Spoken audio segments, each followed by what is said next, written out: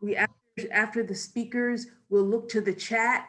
If you could put your questions in the chat, we'll unmute the people that are participating by phone, if there are any. I can't see any at this point, so that everyone will give a chance to speak. We may not get to everyone's questions because some speakers may generate more questions, but we want to kind of keep moving on so that we can complete the business, because we have a couple of things to vote on, including an special exception BZA Board of Zoning Adjustment request. So I'm going to start by determining the quorum. We are a commission of 6 commissioners, so we need 4 commissioners present in order to have a quorum. I'm going to read out the names and ask the commissioners to signify that they're here, whether present or here, or some other innovative means. ANC Commissioner 4D01, Eric Linjao. Present. Thank you. ANC 4D02, that's me, I'm here. ANC 4D03, Commissioner Arian Rodriguez Bouquet. Here, present. Okay. ANC Commissioner 4D04, Commissioner Zachary Israel. Present. ANC Commissioner 4D05, Commissioner Eric Smith. Hello. And ANC Commissioner and Vice Chair 4D06, Commissioner Jonathan Noble. Present. Okay, so we do have a quorum. The first matter of business is to approve the agenda. Commissioners, you have the draft agenda. Are there any additions or deletions from the agenda? Hearing none, I have one. It's just an update with regard to the fact that we passed a resolution last month on the Metro bus cuts. We got a budget information sessions information from WMATA, and so I would like to read that in announcements, and also announce that we're going to try to do a petition to make more of an impression on WMATA with regard to some of the bus cuts. I'd like to add that to commissioner announcements. Any position on that or any question on that? Any other additions? I'm going to read into the record the Ward 4 State Board of Education representative, who is Fraser O'Leary. Their meetings are at the same time as ours, so he had a very short, statement that I can read into the record after all the other government employees have given updates. So with that, I move with those two to ask for approval of the agenda. Do I have a second? Second. All right, it's been moved and seconded. I'm not sure whose voice that was. Was that Commissioner Smith? Yes, ma'am. Okay. It's been moved and seconded that we approve the agenda as modified. All in favor, please signify by saying aye. Aye. Aye. Any opposed? Any abstentions? Okay, the agenda is approved. We're going to go on. Many times we wait in the meeting, but we're now going to have a practice of going through the meeting minutes to approve the minutes so that we can post them and let people know on our website what's been happening in our meetings if they're unable to make them. So I'm going to turn that over to Commissioner Rodriguez Bouquet. Thank you, Commissioner Bowser. I've gone ahead and posted the links to each of the meeting minutes in the chat box for the commissioners to have to review.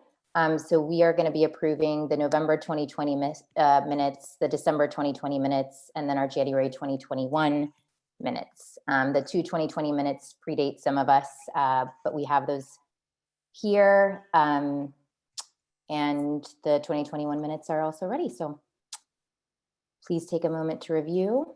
Let me know. When they click on the hot link, they can see the minutes? Yes. Okay. Yep.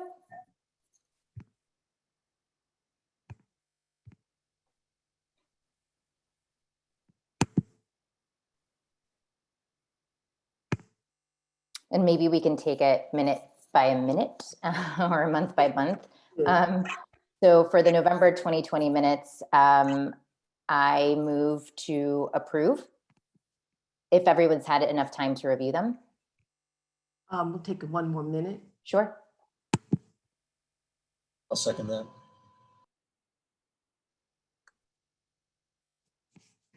Okay, it's been moved and seconded. The motion to approve the November 2020 minutes for ANC 4D. Commissioners, please signify by saying aye or nay or abstention. All those in favor? Aye. Aye. Any opposed? Any abstentions? Okay, the ayes have it. We'll move on to the next month.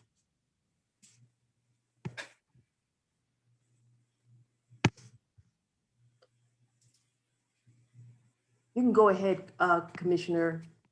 Sure. I go ahead and move to approve the December 2020 meeting minutes. Second. It's been moved and seconded. Basically, the December minutes, we had, the full meeting was basically community comment. So it's been moved and seconded, the motion to approve the December 2020 minutes. All commissioners in favor, please signify by saying aye. Aye. Aye. Any opposed? Any abstentions? Okay. Our 2020 minutes are in the record book. And we have one more. We have last month's minutes. Take a minute to click into it and see. We took we took some actions there with the financial reports, and also we approved a resolution with regard to the budget cuts, and we also approved, I believe we approved a resolution with regard to the stop sign camera. That's correct. It's been, did I hear Commissioner Bouquet move for the? I move to approve. Okay, I second that. Any questions, commissioners? Okay, all in favor of approving the January 2021 minutes for our meeting, please signify by saying aye. Aye. Aye. Any opposed? Any abstentions? The ayes have it, so our meeting minutes are approved. Thank you very much. We will now go to our main speaker, who is interim Deputy Mayor for Public Safety and Justice, Christopher Geldart. Is Mr. Geldart here?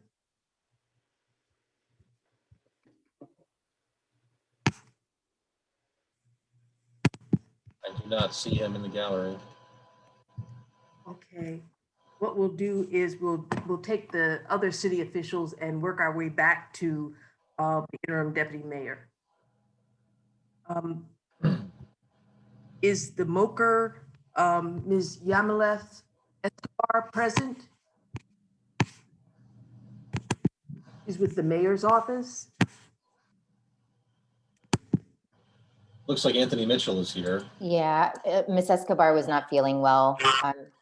So Mr. Okay. Mitchell's gonna- Anthony Mitchell, okay. Oh, she's in, and I'm admitting her into the Oh, great. meeting. Actually,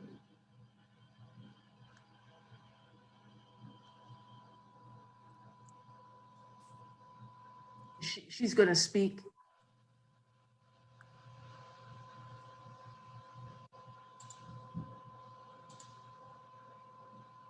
Yamaleth, are you there? Oh, she's connecting. We could have the representative from member Louis George's office. I believe it's going to be Matthew Landrew. Mr. Landrew, will you speak? Give us an update from Councilmember Louis George's office, or anything new that you'd like to talk about? You have about 3 minutes. Sure, I'm happy to. Also tried to come on video, but got vetoed. You can't pull Hey up y'all, the video. nice to see you. No, we're all good. How's it going, everybody? Nice to be here. Sorry I was running a little late, coming out of another meeting. Nice to see you all. My name is Matthew Landrew. I work in constituent services for Councilmember Louis George's office. For those of you who I don't know yet, I'm excited to connect with you. And for those of you who I'm seeing again, hi, happy, what is it, Wednesday now? Happy Wednesday. Also, shout out Commissioner Smith. Thanks for facilitating that meeting last night. I thought it was a pretty cool effort on y'all's part to facilitate a community meeting around what seemed to be a contentious issue for your block. So I thought that was great, and thanks for including us. Thanks for joining us. Yeah, no doubt. Yeah, so gosh, y'all, it's been such a crazy week. Just a couple things from policy ledge worlds. And I know that the mayor's office will speak to some of the vaccine things specifically. But the main things that we're highlighting right now are that performance oversight hearings are happening pretty rapidly, and we need community engagement. We know that y'all's ANC has been really active in giving a lot of feedback to the performance of various district agencies, and we really need the support when it comes time for the actual performance oversight hearings. I'm going to drop in the chat a couple links when I finish, but let me give you a quick overview of the hearings happening this week and the ones coming up shortly. And how you can testify. So tomorrow, the Department of Corrections, Board of Elections, and Campaign Finance are all testifying from 12 p.m. to 6 p.m. On Tuesday, on the 22nd of next week, it'll be the Department of Energy and the Environment. The following day, on the 23rd, the Department of Parks and Recreation come before the council. On Thursday, the 25th, the Child and Family Services Agency. And then on Friday, the 26th, Department of Transportation, District Department of Transportation. So I'm gonna drop a couple links in. We have a graphic that'll kind of lay this out for the major upcoming hearings, but we can certainly use community advocacy and support during those hearings. I'll also drop in the chat a Google survey that you can fill out if you'd just like to offer us your feedback and questions you'd like the council member to elevate. That'd be amazing. We'd really appreciate it. Shortly after performance oversight season will come budget oversight season. We're gonna host, hopefully in the last week of February, we're gonna host a virtual kind of community gathering. I don't know that it'll feel much like a town, maybe it'll be like a town hall listening session. We wanna get folks input on the budget process. We want to present to you our budget letter to the mayor and get your feedback. So look out for that. I don't have any graphic or details right now to offer, but I will early to mid next week. So I'll share it with the commissioners to promulgate it up to you. But basically it'll be an opportunity for the community to come together and share your thoughts about budget oversight. And a big piece of that, of course, will be reviewing all the presentations from performance oversight, seeing how we think our agencies are doing so that we can then inform and rationalize the different budgetary next steps. Very generally, I think we want to be in touch with you. We know that we're kind of growing our contact list, trying to reach folks wherever they are and however they're getting information. I'll drop it as well in the chat with our newsletter. If you're not already signed up, please jump onto our newsletter. Right now, we're sending that out once a week on Fridays by email, and it has lots of information about all the things we're up to and ways to get in touch with us, et cetera. So I'll leave it at that. Take any questions you have and circle back if I missed anything major. Good. Are there any questions? We'll take a couple minutes of questions. That timer going off, that was the 3-minute mark, but Let's go. It's okay. I mean, since this is a new council member's office, we give them a little extra time because they're just settling in. Are there any questions for Matt Landrew, either from commissioners or from the public?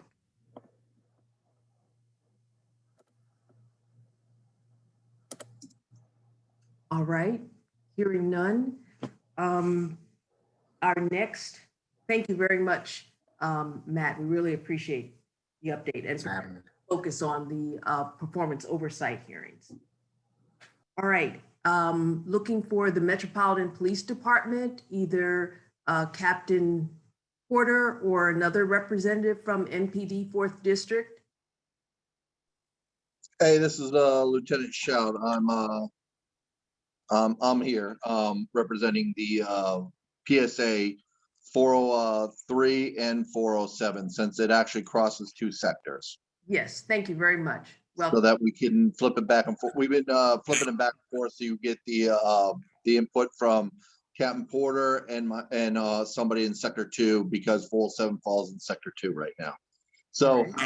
To give you an update, first of all, I just want to tell people, if you ever want to look at the crime stats, what are going on in your ANC or in a particular PSA or even the 4th District, if you just Google crime cards DC, you can pull it up, and you can narrow it down to anywhere from what specific crimes you're interested in, or what your area you're interested in as well. What we're seeing is the same thing we're seeing throughout the District of Columbia, especially in the 4th District and other ones. One of the big things is these carjackings and robberies that are occurring, where individuals are just getting robbed of their keys for their vehicles.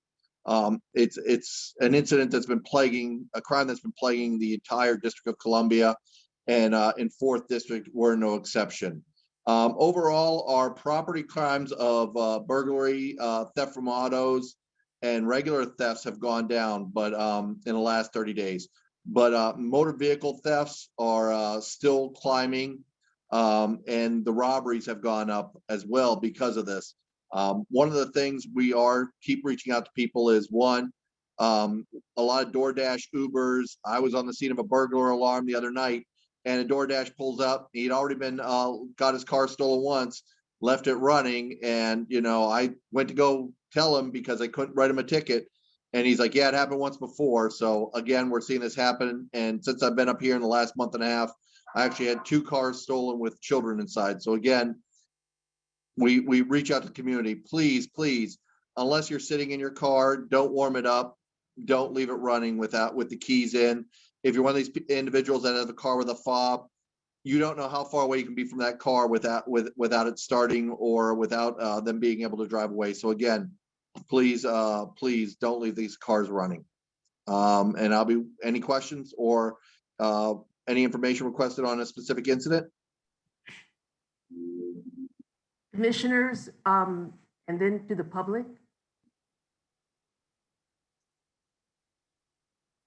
All right, are there any questions from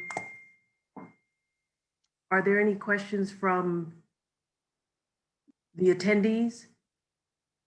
I have a question. As you were mentioning carjacking, a neighbor said that the catalytic converter from her Prius had been stolen, and apparently there's been a rash of that happening. Do you have any information or suggestions for people?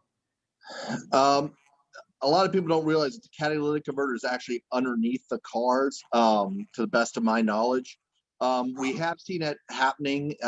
We don't have, as far as I know, a large outbreak in the 4th District. I know there for a little while during the summertime, we were seeing a large outbreak of people breaking in and stealing airbags. But in reference to catalytic converters, I don't know of a whole lot happening. It happened in front of her house. Yes, it happened curbside for her and also a neighbor of hers. Do you know when this occurred, so I can look it up, see if I can find some additional information? Yeah, I think it was 2 weeks ago. She's on Holmead Street or place. Holmead? Yeah. Down in the 3400 block, or? Oh, that I don't know. Kind of near the Giant, Columbia Heights area, so not too far from where we are in Petworth. Okay, because I know 3D might have been having a couple of issues, and I know the 3400 block of Holmead, but I don't know of one in your particular area. But again, I haven't seen anything about like for a while there, we were dealing with the rash of them stealing cars, where we were finding cars on blocks. But even then, we haven't seen especially during the winter and colder months, a big rash of catalytic converters. Because again, that's near your exhaust, and based on my personal information, I believe they have to literally like cut the part out of the between the engine and the exhaust or the muffler. Yeah, that's my understanding too, but I was told that it contains a precious metal that's worth more than gold. Yeah, so. I know I know that I believe it's platinum or something in there. And you that told me you don't know how to fight, right? Pardon me? Please mute yourself. We have to duke it out. I mean, I have to get Mute yourself. Ms. Wesley, if you could please mute yourself. Please mute yourself. Continue, Lieutenant. I know they've had it in a couple of areas in the District of Columbia, especially a lot of these places that have the cars that are parked outside the different little auto shops. But as far as I know, we haven't seen a large rash of catalytic converter thefts in the 4th District that I'm aware of.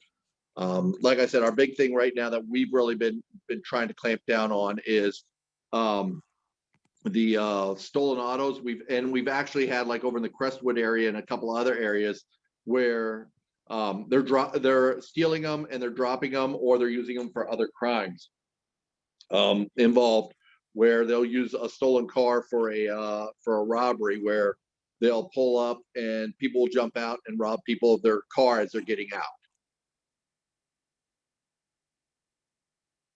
Okay. Thank you for joining us. Thank you. Do you know if these are gangs, or is this just individuals, or is it a combination of both? And are they, I know you just said about stealing cars you use to commit other crimes, but what about chop shops and being, resold, or, parts being, No, what it appears is they're stealing these cars, and they're actually offering them for a sale or rental to other individuals who are using the cars to commit crimes, or they're just using them for joyride. And we do have a couple of individuals who they're walking home, crime of opportunity, car sitting there running, and we've recovered them over in different parts of the city, like in the 5th and 6th and 7th District, where we personally believe that they're using them as a means of transportation. It's cold out, warm car, I can drive it over there. They know our chase policy, so they know if they get over in their neighborhood and they get out of the car, they're home free. All right. Commissioner Noble, are there any people on the phone that may have a question? Sure. So we can unmute the phone lines. Yeah, so we have 4 individuals on the phone. If you're on the phone right now, we're asking to unmute your lines. There's also a way to do that in Zoom. I'll look that up. May I ask a question in line with the stolen vehicles, please? Go ahead. Hi, my name is Betty Wilkins. I live on Hamilton Street Northwest, and one of my neighbors this morning sent a message around that as she was out, she saw a dark blue van lurking around some of the cars, and 2 guys kind of searching and scoping out some cars. But then when she made herself known, they got back in the van and went away. I don't know if that fits a description of something that you're aware of. And I remember Officer I think in our last meeting, saying that there was a rash that sort of connected to Kansas Avenue and its tributaries. And that's what we are in the 400 block of Hamilton. I was just wondering if that sounded familiar to you. Thank you. We have had incidents involving vans, as well as anything from, for a while there, I want to say about 2 weeks ago, there was a black Mercedes that we recovered that was participating in a lot. I mean, it was running all over the district. And actually, citizens saw the person stop the vehicle, get out, and called us. So again, we can't do it without the citizens, because we can't be in everywhere at any time. And if you see some of these cars, the best thing to do is dial 911 and just give us the information right away. Again, we have our what we call our LPR cars, which they're out there reading the license plates. So we're recovering a lot of these stolen cars fairly quickly right now. But again, if we get a call for a suspicious vehicle, it may match one of the lookouts that may not be in this district, but it may actually be a lookout for one of the other districts. So again, any information you can get us, if you see something like that, give us a call.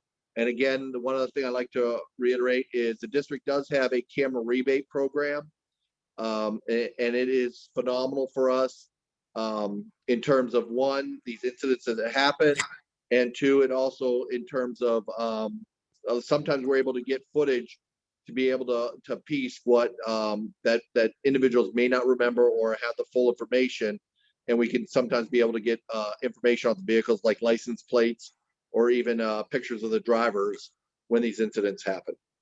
Okay, this neighbor posted this information on the Nextdoor account.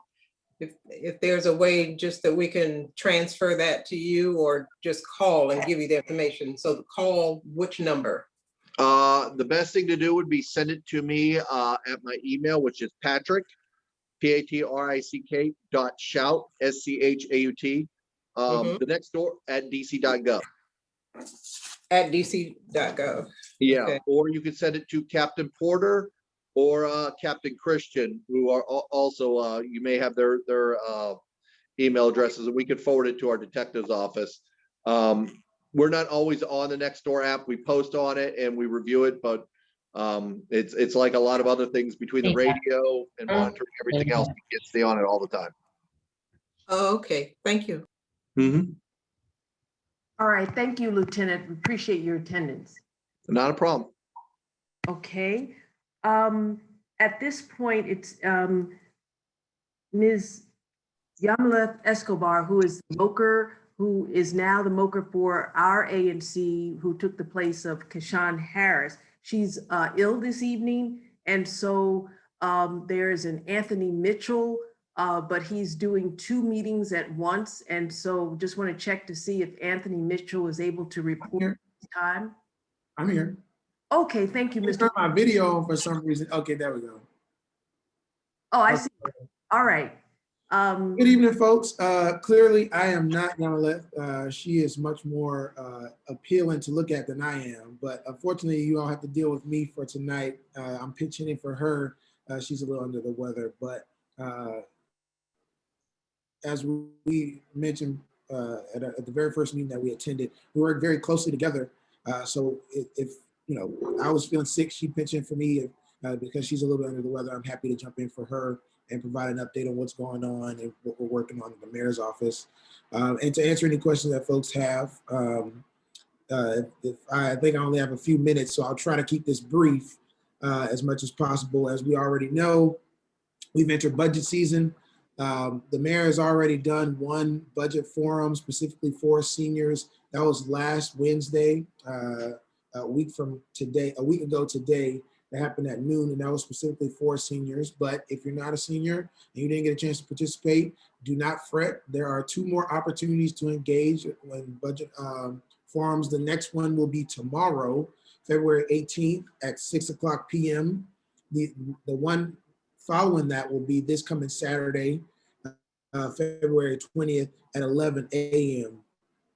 And all this information about how to register for the forum, you know, all the dial-in information, all that good stuff, you can go to budget.dc.gov and get all that information. But I just want to let folks know those times and dates in case they have conflicts or they want to try and attend, which we encourage you to attend, because a lot of good information about the budget and things that we're looking at and, you know, the mayor's looking at for this upcoming fiscal year will be shared during those forums. So definitely encourage folks to attend those if they can. Obviously, outside of the budget and all those things, one of the biggest topics, I'm not sure if you all heard, is this vaccine distribution and how that's going. So I just want to provide a few updates there and some general information, and we'll be happy to. I know I'm probably going to get the bulk of the questions from this, so I'm happy to sit for any questions after I give a few updates. Firstly, I just want to let folks know that there are multiple pockets and streams where people can get the vaccine. Obviously through DOH, that is one avenue that folks can do priority zip codes on Thursday mornings, and all of DC is available in eligible groups for Friday mornings. Unfortunately, Ward 4 is no longer in the priority zip codes because we were doing well, and we were able to get more seniors in Ward 4 vaccinated with vaccine appointments as opposed to other wards. So Ward 4 was removed from the priority for tomorrow, which would be Thursday.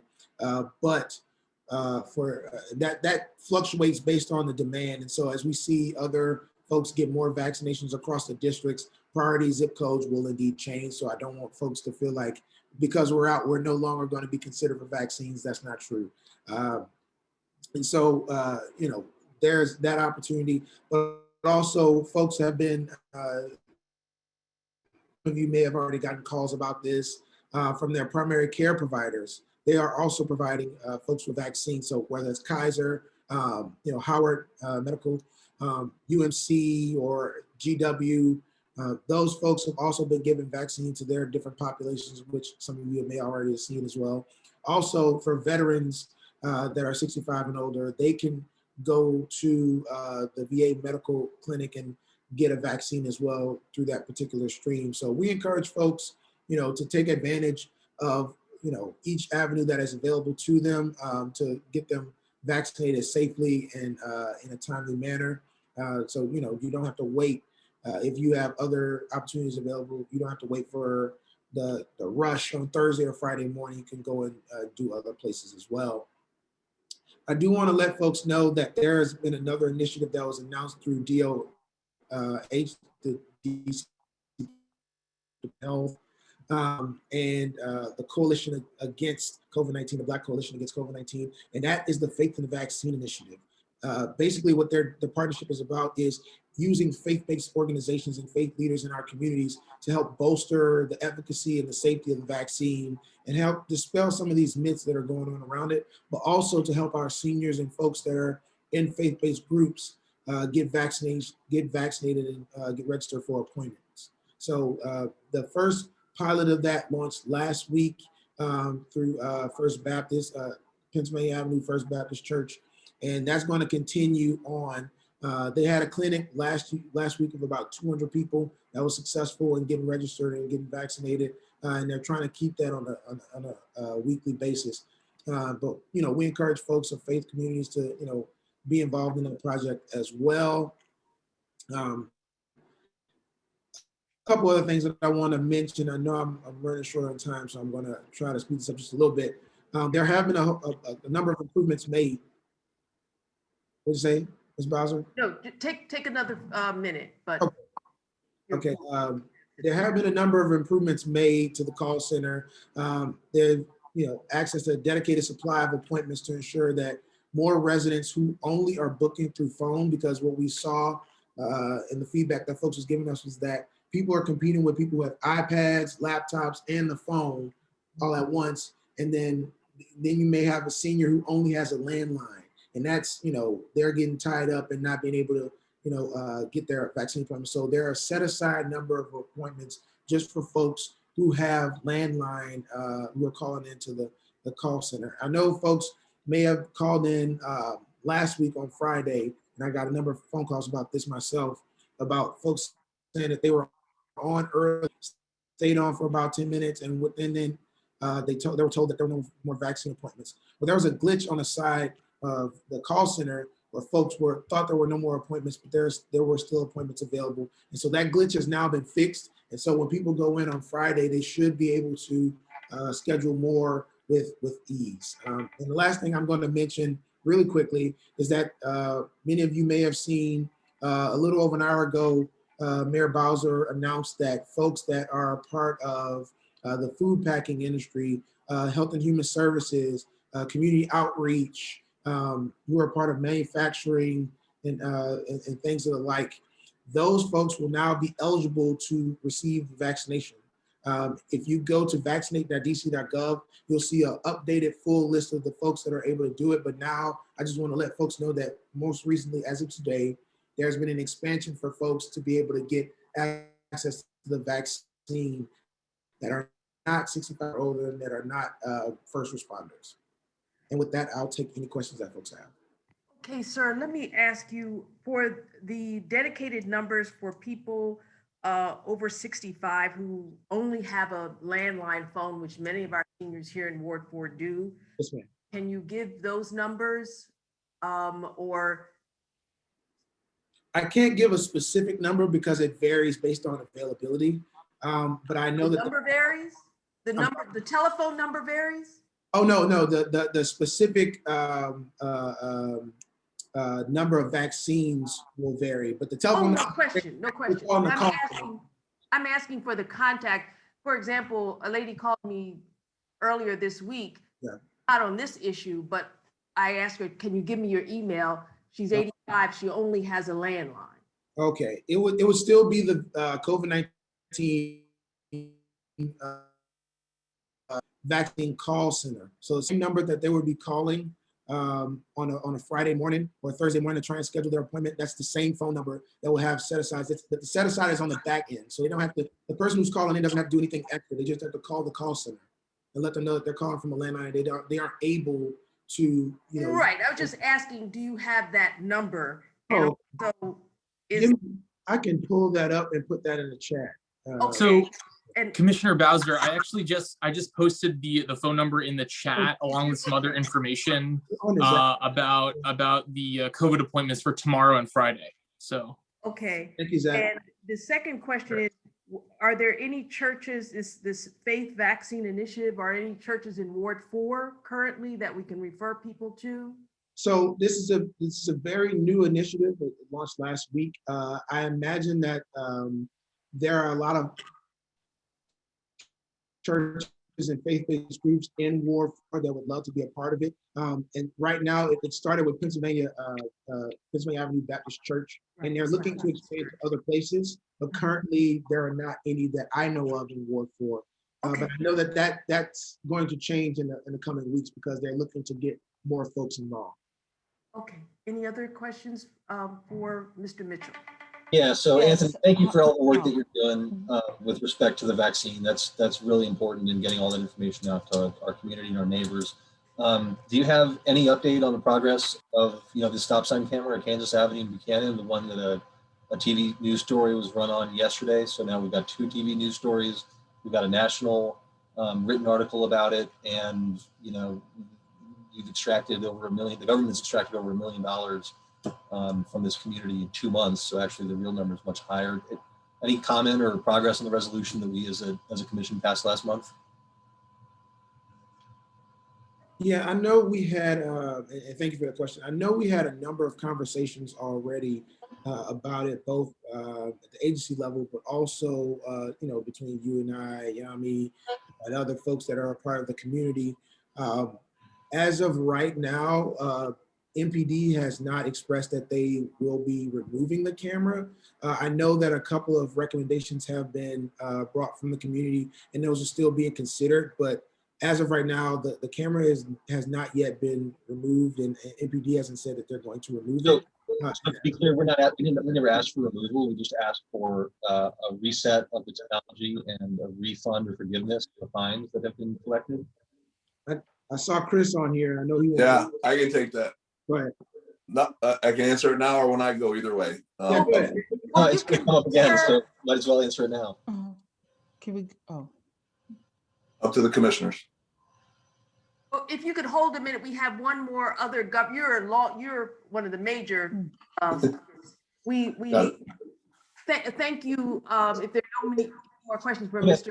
All right, we can visit that. Okay. Yes. Hi. I do have a question, and that's going back to the vaccines.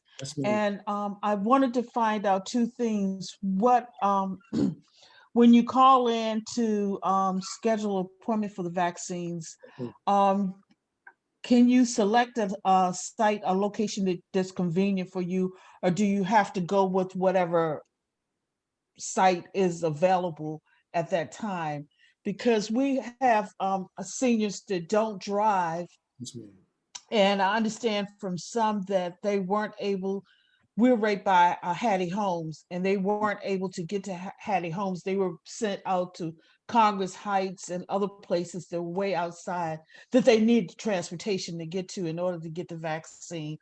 So I was wondering, and the other part to that question is whether or not Hattie Homes will continue to give out vaccines. So I'm going to answer the first part, the second part first, and that'll lead into the rest of the answer. So first of all, thank you so much for that, because that's a very good point. Accessibility has honestly been an issue because, when you're thinking about an older population, you don't want them moving around too much, but also them getting around has been an issue that we've been seeing. And so Hattie Homes will no longer be a vaccination site. And as of this past Tuesday on yesterday, was the first day that it transitioned from Hattie Homes to Lamont Recreation Center. There were a number of issues, and folks may have seen this either on Twitter or in person, that there were long lines and still trying to manage the flow of things. It's been a partnership between DC Health, it's been a partnership between Safeway, but also DPR and the staff that are on site there. And it was just overwhelming, the number of people that we had from Hattie Homes, but also people that booked Lamont Recreation Center as their, the place they were going to get vaccination originally. And so a lot of those issues have already been addressed, and it's still an evolving process. But to answer your question, Hattie Homes will no longer be a vaccination site, and folks will now be going to Lamont Rec Center. Now, the other part of your question was about if folks can designate particular places that may be closer to home for them. As to my knowledge, I am not familiar with that. I know that folks on the back end will try to see if they can get an appointment that's closer to where they're at. But this is all happening at the same time that folks across the city are also trying to get whatever's available. So I don't want to lead you on and say that you'll be able to get what you request. But I do want to let you know that there are other folks at the same time that other people are calling in to try and get a specific location. Those spots may be filling up at that location before the person who's on the receiving end of that call may be able to even book it. So I know hey, Anthony. Go. Sorry, guys, this is Yami. Please excuse my voice. But just to circle back to what he said, unfortunately, no, if you're on the call center, if you're on the call and you're trying to secure an appointment and you don't have your option that is closer to your home, unfortunately, the only option will be to schedule the location that is available at that time. So I had a quick clarification and then a question. So I just got the alert from DC Health announcing the appointments for tomorrow and Friday. And it does still look that our zip code 20011 in Ward 4 is among the 10 priority zip codes for tomorrow. So I just want to clarify that for everyone who's 65 older in our ANC or one of the eligible groups that you can sign up. And it looks like it's 6 p.m. tomorrow instead of 9 a.m. Is that? Well, in reference to the 20011, it's because one of the that's on the border of closer to Ward 5, so it has certain areas that isn't included in Ward 4 that has gone over to 20011. Okay, so, cool. Yeah. I just wanted to clarify for folks who are listening that if you live in 20011, you can still do that tomorrow. And my other question for you, for both really quick, is I heard in the news recently that DC Health is revamping the actual sign-up process for the COVID vaccine appointments sometime in March. Do you know specifically when next month that revamping will happen and any other details that you can share? Yeah, so I can't confirm when that's going to be. That's an internal DC Health process. I can share that they have expressed to us that the current platform is not as satisfactory as they would like it to be, and that they are looking to revamp the platform to an entirely new system that's more user-friendly, that's easier to manage on their end because of the sheer volume of folks that are trying to ping the system at once, making it a platform that would be easier for something like that to be managed. And also that helps track the data so that, more intuitive options can be added. So like, for example, I'm not saying that this is going to happen, but like a wait list, right? The current platform would not be able to support something like a wait list because, you know, the demand on the system plus storing data, right, that will be needed for a wait list. And so they're looking at going to a more streamlined process that's more user-friendly, but also that can manage more demand on the system. But I unfortunately, I can't give you a pinpoint date or time of when that's going to be released. Okay, thank you. No problem. Okay. Thank you, Mr. Mitchell. We need to move on. Thank you very much for your presence, and thank you, Ms. Escobar, for pitching in. No problem. And if y'all have any other questions, you know, our phone numbers and emails are available. So we're happy to chat. Yeah, if you could put them in the chat. Yes, ma'am. We haven't gotten them as yet. That would be very helpful. All right. We have Commissioner Israel, you were going to read the statement from the State Board of the Election Representative Ward 4 member Fraser Leary. He cannot make our meeting because they're meeting at the same time, and the State Board of Education has 3, 4, and 5-hour meetings, so he really can't break away. Chair Bowser, sorry, may I suggest that we let the Deputy Mayor speak before he needs to run, since I think a majority of people attending this meeting came to get introduced to the Deputy Mayor before we do. Okay, that's fine. Commissioner Israel. We did take him out of order.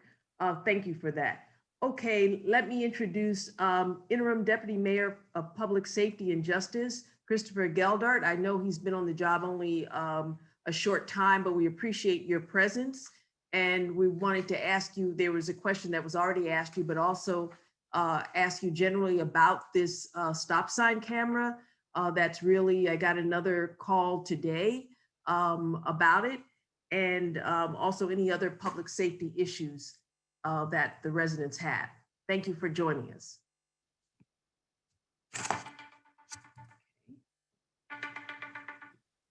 Deputy Mayor, I think you're on mute. That's the first time today I've done that. Sorry about that. Thank you, Commissioner, and thank you for the invite to tonight's call. I appreciate being able to come out and talk to you all tonight, especially about your area in my new role. Some of you may know me. I've been in the city for quite some time, working in the city. I started under the Gray administration, running the Homeland Security and Emergency Management Agency, and stuck in through the first Bowser administration. I left for a little bit, then came back to run the Department of Public Works, where we've done a lot of work up in your area, in the 4D area particularly. You may know me from our COVID response, so there's some of the questions that came on there, and I think our Mokers did a great job in talking about that. We could talk a little more about that if you want to. And the mayor just 3 weeks ago asked if I would step up to take the role for the Deputy Mayor of Public Safety and Justice. You know, even the office before I was there with Jasmine and others have done a lot of work up in the ANC area up there, 4D, especially heavily in the area around Kennedy Street for over a year. And we're committed to continuing to do that work. From my work in DPW, I've had the opportunity to support several of the planned responses that we made across the area. Also able to help out as we run some of our programs for bringing in some of the folks from some of the programs to bring into our hiring process when we do our seasonal work. So we were actually able to bring in 3 of the folks from the Kennedy Street area and get them employed and doing good work with DPW. I was also able to work with one of our private trash haulers, and DPW was able to work with them to have another one of the folks from that area be able to get a job with them. So a lot of work in the area. I like the efforts that we've made there, both from a public works perspective and from the public safety and justice perspective. I have a bunch of other talking points my staff gave me, but I think it's more important that we let you all get to your questions. Again, glad to be here and take any questions you all have, and I'll answer them to the best I can. Yes, and if we could revisit the question that we had about this stop sign camera, I think that's really important. That's a key concern in this community. Sure, and actually I heard about the stoplight camera issue up there before I even came to the job here because the cluster that I was in included DDOT in it as well. And as some of you may know, DDOT has actually taken over the programs for many of those cameras. So it's not actually MPD that run the programs for them. MPD monitors them, but the Department of Transportation are actually the ones that own those programs now.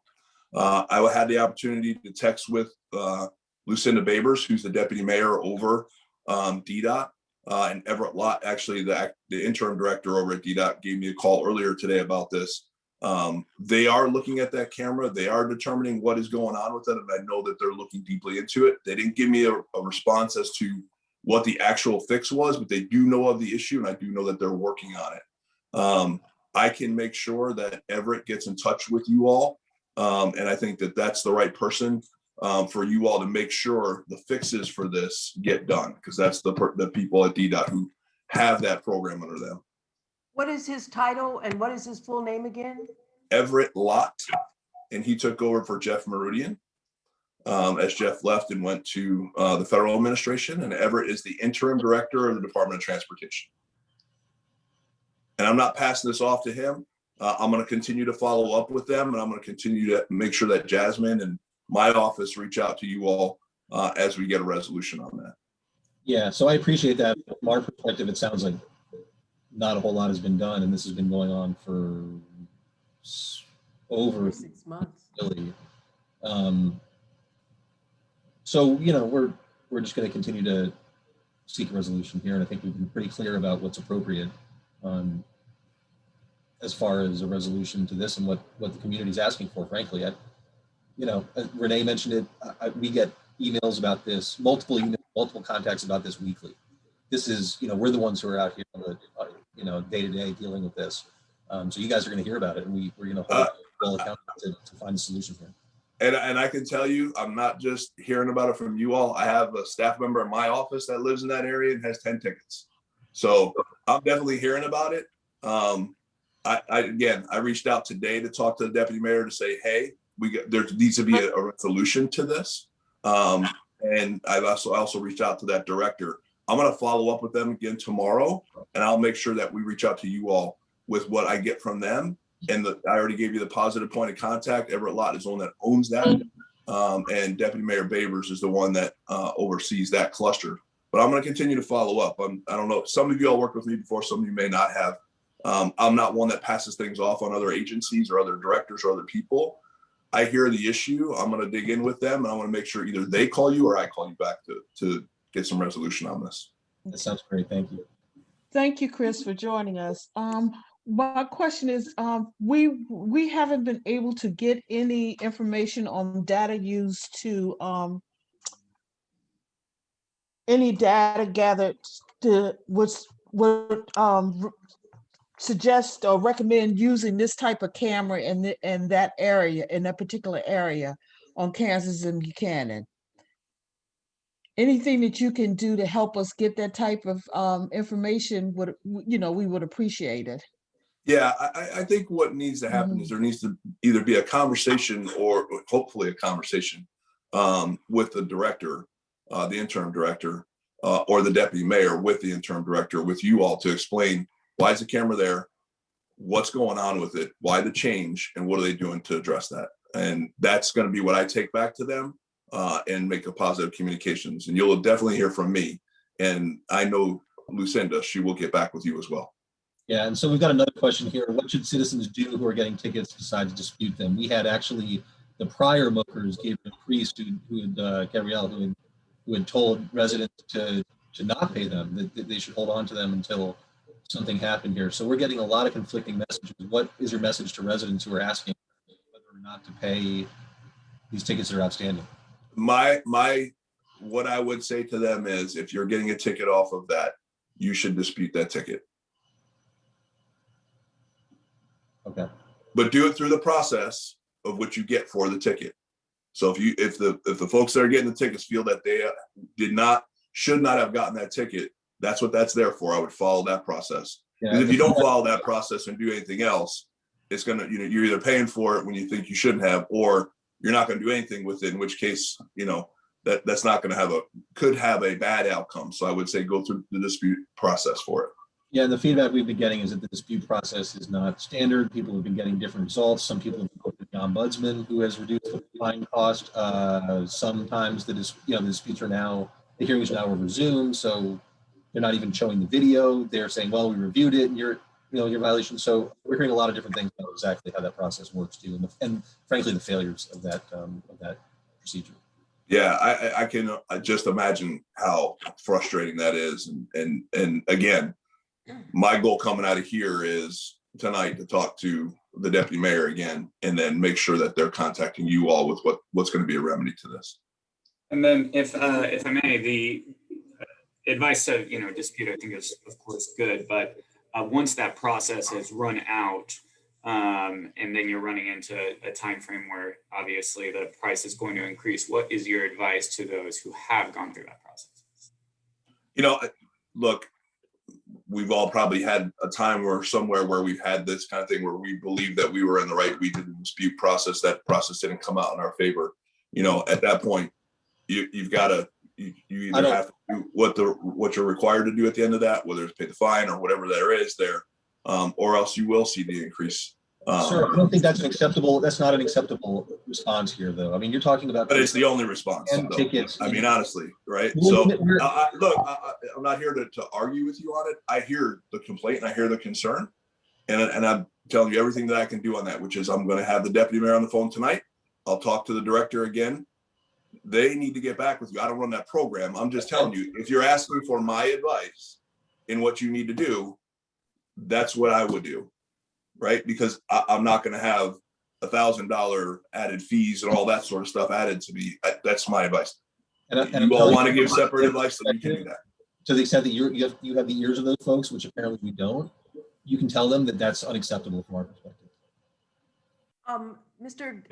Geldart, and you said this deputy mayor for transportation, and it's Lucinda.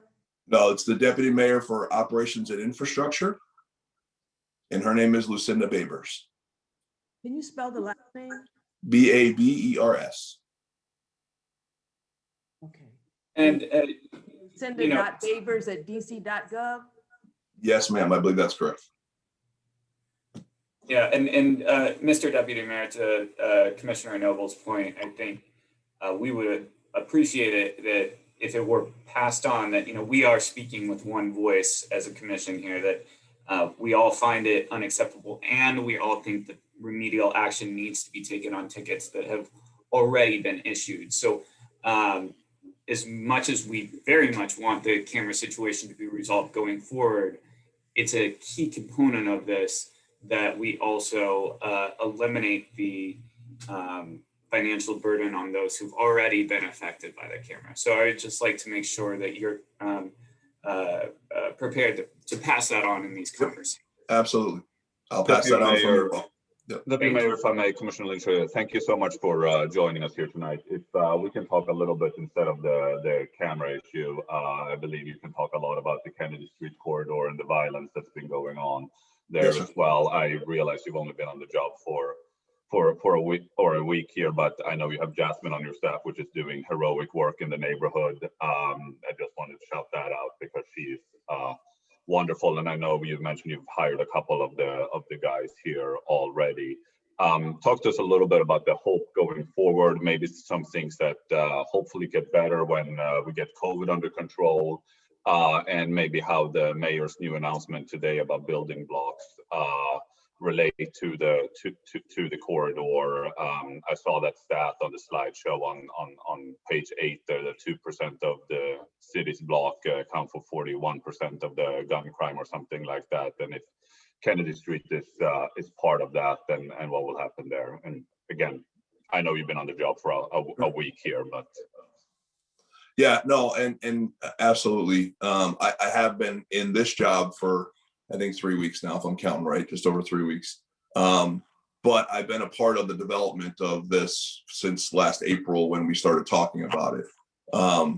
So intimately familiar, and then also intimately familiar with the Kennedy Street situation that we have there, and Jasmine's work, who I've known for probably going on over 10 years now. So thank you for giving her the shout out that she deserves, almost every day.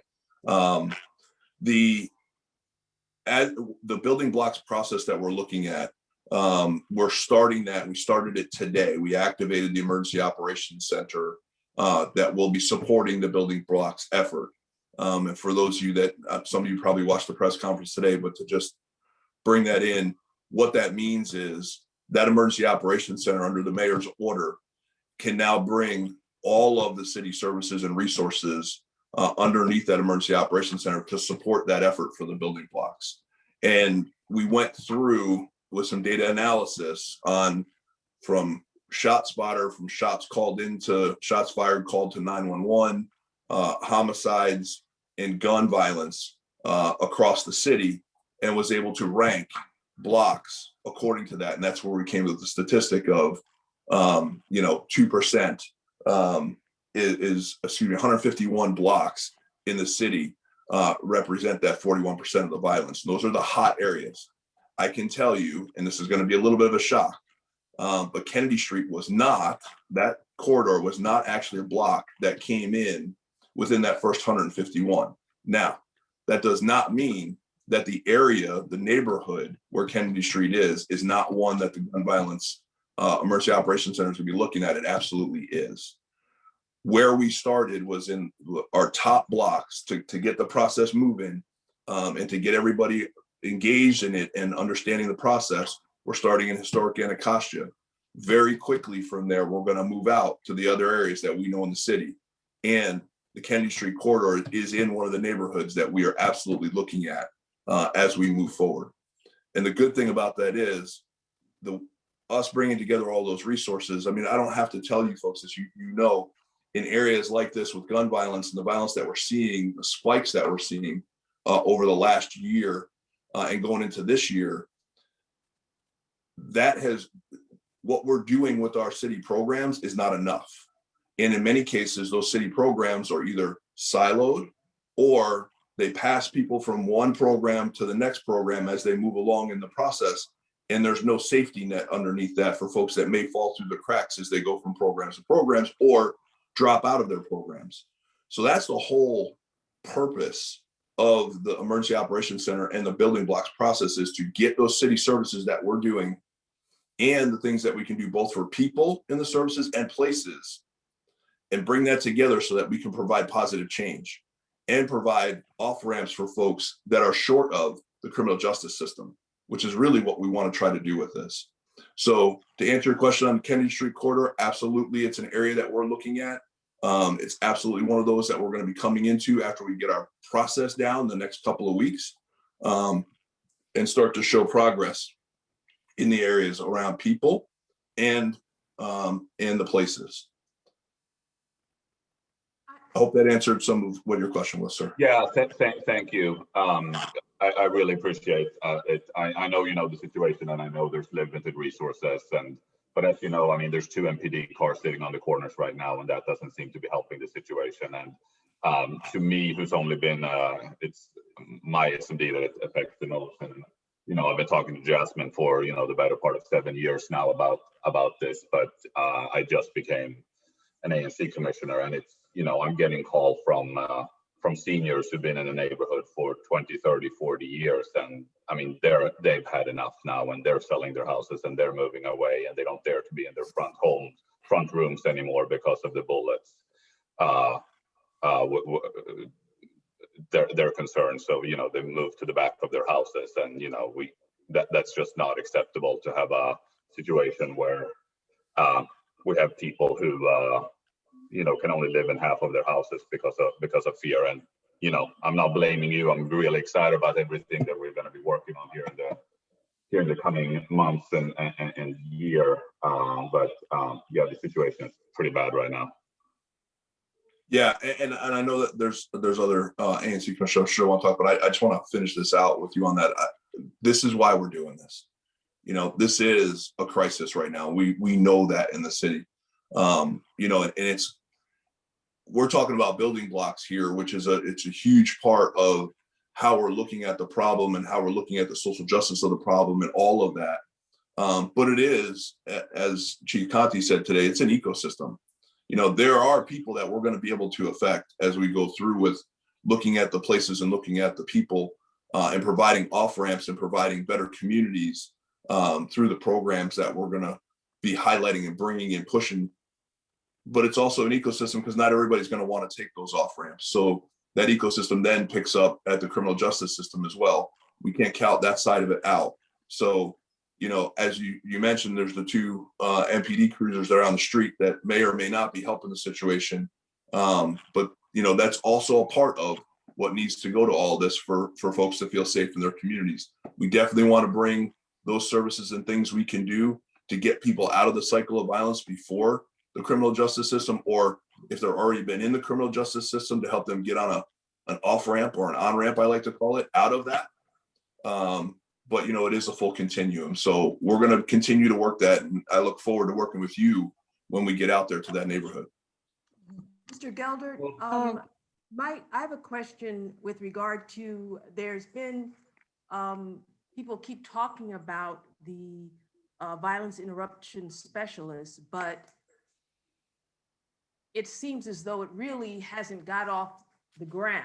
I mean, we were promised here in Ward 4, 10, and we wound up as of last year, 2 with a caseworker. And it seems like the whole NEAR Act, there really has not been a real commitment to really implementing it. I know the first year it wasn't funded because the administration was against it, even though it passed. But when will we actually have enough violence interruption specialists so that they can interact with people who are committing violence or at risk of violence?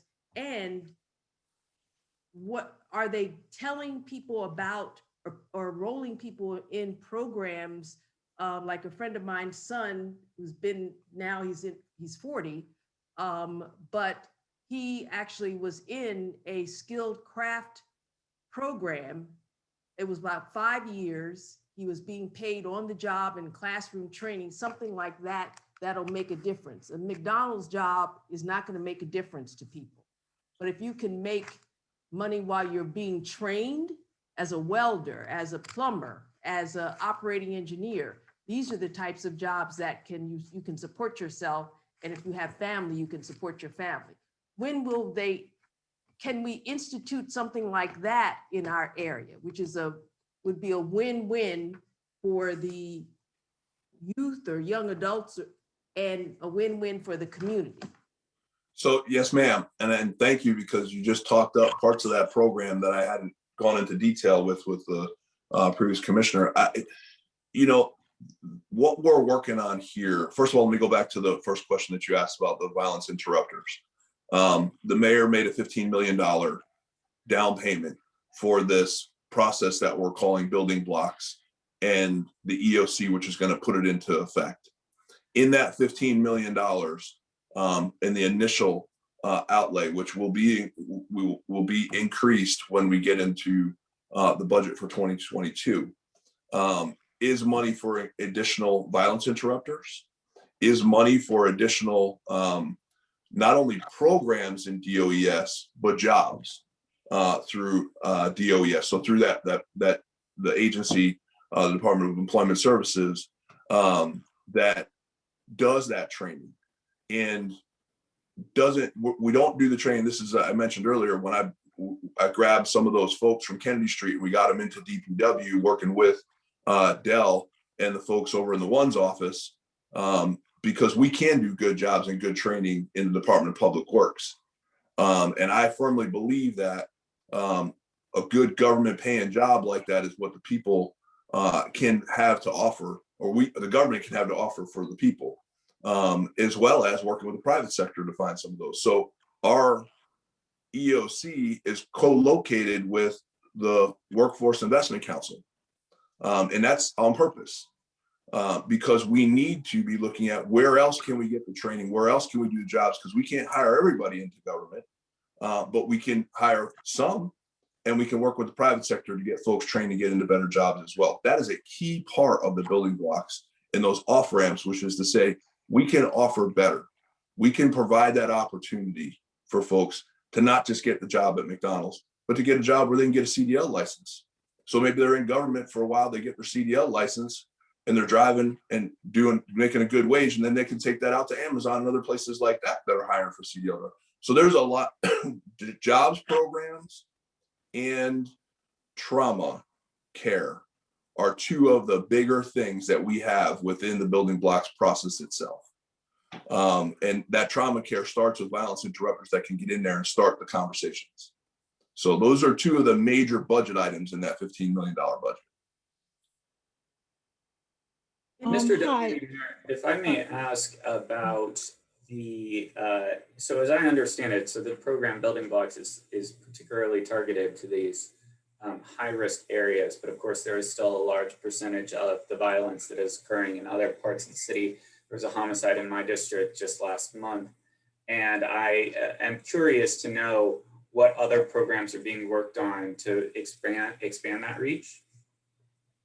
So the building blocks approach that we're taking right here is really the initiative to say there are many city services out there that do this across the city. And many of them work together. Some of them don't work together. Some of them have processes that are very hard for people to get into, or people feel they're hard to get into. So the process here is to bring all of that together, look at it and say, what's performing well, what's not, what can we make perform like it should be performing or better, and then what's just not working, we need to do something else. And that's really what this process is for.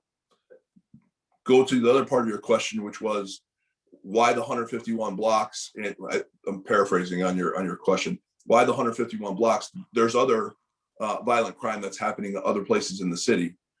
You know, we really need to focus in though on where are our true hotspots.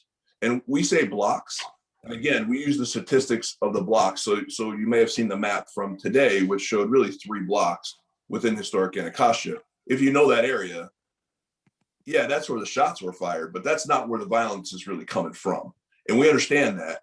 We're using those 3 blocks to cue us into the areas where we need to go left or right, north or south, east or west of that to find where are the blighted properties, where are the areas that are causing or having the effect, what are the different street blocks around that where you have crews that have issues with each other that are causing that.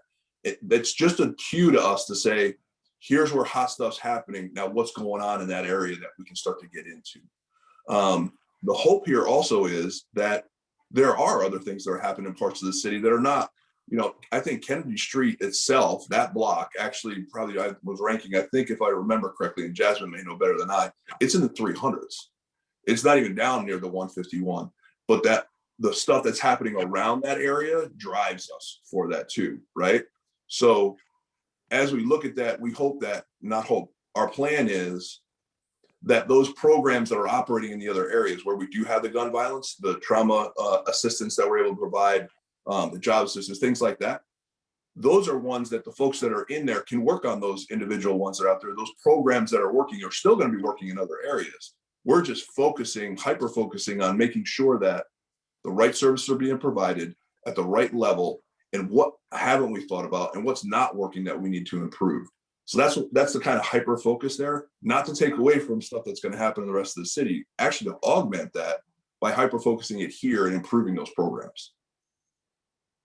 So Deputy Mayor, I have a question regarding the Building Blocks DC initiative. I think it's fantastic, and I applaud the mayor for doing this. I guess my question is, will the operations center actually, like on a day-to-day, be run by the new director of gun violence prevention, Linda Harley Harper? And is that sort of independent from your office, your jurisdiction, or is it more of a cross-collaborative in nature? I'm just curious, like, if we have questions regarding building blocks in the future, should we come to you or the director of gun violence prevention instead? So the Emergency Operations Center, and I'm going to get a little geeky here for a second, so bear with me. The Emergency Operations Center is actually run by an incident commander. My training is as an emergency manager. I've been in public safety in the military for pretty much my whole adult life. And I've run many of these. And some of you may remember, I did the blizzard back in 16. Every inauguration since then, the COVID response. I ran the EOC for that. That's my that's my niche, right? As the mayor said, that's your ballpark, and you need to get Director Harper set up in that ballpark so that she can be successful. So when you think about who runs that, Director Harper does, but Director Harper doesn't come from an EOC background. She comes from a violence prevention background. So what I'm doing is helping get her set up in there, and then making sure that she has every asset and resource she needs in the city to be successful through that. That's what we did for COVID. Every agency, everything we had going on, how do we respond to this? How do we get our medical surge in place when we needed it? You know, build the third largest hospital in the city in 21 days. I mean, all that stuff, the testing, the tracing, the vaccinations, all that sort of stuff we did through the EOC with just putting all our resources and all our efforts into doing the things that we needed to get done. That's what the EOC is. She's at the lead of it. And my job is to make sure that she's successful in that. Okay, thank you. That's very helpful. Yeah. Right. So basically, I'm twisting all the arms of all the other directors in the city to get all their best and brightest into that EOC to solve the problems. Let's see if any of the attendees have questions, and then we'll move on to the next item of business. Chair Bowser, I also have a question before we move on to the next item of business after Ms. Faulkner. Okay. Yes, I am been a resident of the District of Columbia all of my life. And you all come up with these plans that look good on paper, but they're not effectively implemented, or they don't actually do what you say, what you plan for them to do. And so my question to you now is that how do you get from this being on paper to actually working in the community? Thank you for that question. That is what I've done in this city. And I'm not the plan it out on paper person. That was done, and I was asked to provide some input into it so it could have a good operational foundation back in April when the now city administrator started working on it, and then Dr. Mitchell picked it up. My job is to make things happen on the ground. That's what I've done in the city for the almost 8 years that I've been working for city government here, and then prior to that in the region. So I 100% agree with you. It's not about, and as a matter of fact, I said to the staff the other day, before we opened up the Emergency Operations Center, I said, y'all got all these plans. I said, if any of you have ever listened to Mike Tyson, they'll tell you the best, you can go in with the best plan until you get punched in the face. So we need to get it out on the ground and get punched in the face and realize a lot of stuff we may have written down and thought sounded really great in an office ain't going to work out in the field. And as the director of DPW, that's exactly what I did. I rode garbage trucks with my guys. I did garbage routes. You got to get out there in the field. You got to know what's going on, and you got to know if you're being effective or not. And if you're not, you got to change. You don't wait. You don't stick to a plan on paper if it ain't working in the field. I'm sorry if I'm talking. That's just how I am. But that's where the proof comes in is now. The press conference was great. The mayor is taking the issue on and is 100% committed to it. And my job now, working with Director Harper, is get it out there on the ground. Take those plans that you wrote down and try to put them out there. But when you find out it ain't working, what are you going to do now? Because we're not walking away from this unless we make it work. So that's my job in this, is to make sure that we make it work on the ground. Okay, can we take two last questions? Yeah, I have a quick question. Deputy Mayor Geldart, I think Ms. Faulkner and I were on the same wavelength. This should be a pretty short question to answer. I understand building blocks is an intervention. It's funded for the first year for $15 million. What's the plan for longevity for this intervention? What are the metrics in which you're going to measure success with the intervention? Is there somewhere we can look at that so that we can better understand if this program will be funded over and over, or if this is a one-time thing for a year? Sure, it's not a one-time thing for a year, and actually the 15 million is not even for a full year. That just gets us through the rest of fiscal year 21, right, to October. and then fiscal year 22 funding comes in. I can tell you that the administration is committed to this process. And as I mentioned earlier, this is a bigger ecosystem than just what we're talking about in building blocks. Building blocks is to get out there and to get these services that have been provided in the community focused, working better, being more effective, and bring new services in for areas where we haven't been doing what we could be doing in the community. So that's the whole intent. And the idea of bringing in a gun violence director, if you notice, there's no office that have come around the director yet, because we could have lined up a whole new office in city government and put all the, folks that work in offices in that office, and it would just be another office, right? We put it in, and the mayor put it in under an emergency operations center so we could figure out what exactly is it that we have to do, and have the whole city government focused on that and being able to pivot and do the right things, test things, find out things that aren't working and make it right, and then evolve it to what comes next, because an EOC does not last forever. So at some point it will be an office. At some point, some of those things all may reside under that office, or they may reside under parts of the Metropolitan Police Department, parts of Human Services. But we have to get it working right so that the director of that office can be successful in the long run, not just this year or next year. So that's the answer to the longevity piece in that. The second question you asked were the metrics that you had in there. And in those metrics, there are some. I mean, the first metric, of course, is, do we reduce gun violence, or do we reduce those that are participating in gun violence? Do we make a change in the community where there's other options than gun violence? Those are the big metrics, right? And some of those are going to take months to prove out and to get into place and to have working appropriately, where you can see that big downturn. There's other metrics that we need to be doing in shorter run in there, which is, how many people are we actually engaging in that community? What changes have we made in that community that have changed people's perception of certain areas of our community? Or, those are other metrics that we need to look at.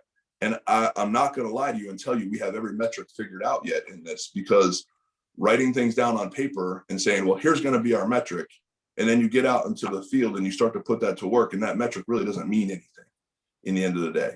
So the big metric is turn the tide on the violence, create more off-ramps and get people on them from a life of violence or a life in the criminal justice system. Those are the big long-term metrics that we're looking at. Thank you. I have one participant by phone. This is going to have to be the last question. I would like to ask a question, please. Go ahead. My name is Sheila. I live on Kennedy Street, right across the street from the Four Corners store. Now, today or this week, I noticed there wasn't any police sitting on the corners anywhere, and the violent things started happening. More drugs, cars are parked in front of the house, they're spilling out of the cars. The store owners, I think, is playing a big role in this crime in our area, in this Fifth Street block, because they allow the guys to come in and deal their drugs out. I can't take my granddaughter across the street to the store to get a candy bar because of the drugs that are dealing in the store. And I asked the store owners, why are we allowing this in our neighborhood? They tell me they're afraid. Well, do something about it. Call someone. I've hit the floor several times. At night, I got to go in my bedroom because I cracked my ribs because the gunshot is coming through my window. And all the officers that stand out there, they become very friendly with the guys, and activities just continue to go on. And like they said, it looks good on paper, but we got to do some footwork so this can stop. Yes, ma'am. Thank you for listening. No, yes, ma'am. And you should be able to get that candy bar. And so I haven't been in the last 20 years. I've been here for 20 years, and it's just not working. Something isn't working. I don't know what needs to happen, but it's not working. And the mayor and myself, we all agree with you. It's not. I mean, just look at our numbers from last year, the numbers the mayor quoted today, over 900 people shot in the city. That something's not working. You're right. And that's the whole intent of what we're doing here, is to say things on paper are great. Get out there and find out what is working and not working. and put things out and think bigger. Your point about the stores, you know, when I say we're bringing everybody together, it's not just the city agencies. We've got the U.S. Attorney's Office. We've got the whole Criminal Justice Coordinating Council. We've got the Attorney General. All of these folks have a piece in this with us. And all of these folks, we need to look and say, what do we need to be able to do more? If we have a store like you're mentioning, how do we do something about that store? Now that's beyond what we're going to do with violence interrupters or, you know, folks working on trauma. That's going to take bigger efforts from bigger people in the city. And those people are bought into this as well. We're bringing them into it. Now, like you said, the proof is in the pudding. When we get down on the street, that's where it's going to happen. And that's where we have to show. And that's what started today, was to get those people in place so we can get there in the streets and really assess what we're doing. Bring the programs out there, find what's working, what's not working, and those things that we find while we're out there that we need to do, we're not doing right now. And so that's what we're doing. And it's not, I'm not going to try to pretend with folks here. This is not going to be an overnight thing. This is going to be long, hard work that we have to persist in to make sure that even when we do change the tide, it doesn't roll back. So we're in it for the long haul. I'm in it to make sure that we're doing that groundwork. And I know Director Harper and the folks that are working through this process are committed as well. Well, thank you. Yes, ma'am. Thank you, Mr. Geldert. Really appreciate your attendance and answering numerous questions. Thank you, Commissioner. Be back in a little while. Yes, ma'am. Thank you. Let us move. I realize we have two government officials, but now it's almost 8 o'clock. Let us go to the BZA application just for a few remarks or summary of reasons why applicant Brian Mulhern is asking for ANC 4D support for the special exception for his deck. Mr. Mulhern, I think I see you here, and Commissioner Noble, you have his documents. If you're able to share the screen, hopefully we can finish this up in short order. All right. Yeah. Hello, everyone. Yeah, and hopefully this won't take too much of everyone's time here. I know we've got other important issues that we're covering clearly. So I will run through this quickly. Spoke at last month's meeting very briefly about the deck that we're proposing to build. If we can look at the next slide, please. This is just the architectural drawing of the deck. As you can see, it's not an overly large deck. It's really about 13 feet by 10 feet with an attached staircase. Again, very, very consistent, or even smaller than a lot of the decks that we see in the neighborhood here. The next slide shows the plat overall, so you can get a sense of like how much of the space of our lot we'd actually be occupying. The area that's shown with the crosshatched like coloration, that is the proposed deck here. And so, I mean, really the reason we're having to get this special exception is because with that proposed new deck, we'd be occupying 67% of our lot, which is greater than the allowed area of 60%, the maximum. So, and there's a couple pictures here of the back of our row house to kind of illustrate the size of our lot and the area. So if you could move to the next slide, please.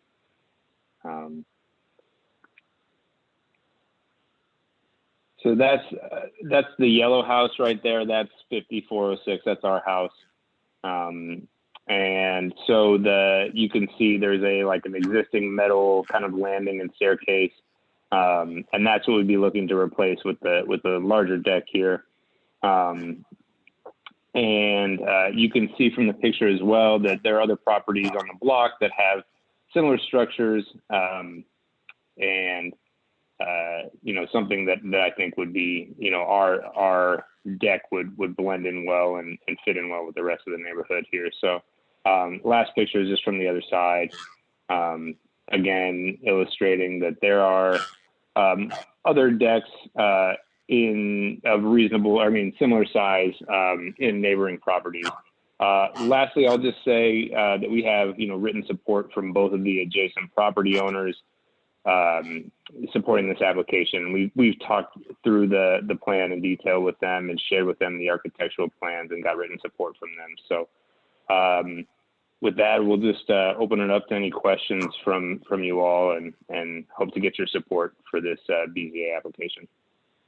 Okay, it may be because the way Kansas Avenue is, the 5400 block of Kansas Avenue on the even side, it's not like many of the blocks there. Across from them is another full alley and another row of houses, the back of row of houses. It may be that their lot might be a little bit smaller than, for example, the back rear lots of the odd side of the 5400 block of Kansas, and some other blocks. I'm not clear, but when I passed by there and looked at it, it seemed like it may be that their land area is a little less than the land area of some of our blocks, which causes this same size deck to take up more than the property than it would on, for example, the deck 2 doors down from me. Any questions? I think that's true. Yeah, thank you, Commissioner Bowser. I think that's very true. Any questions from commissioners or anyone in attendance?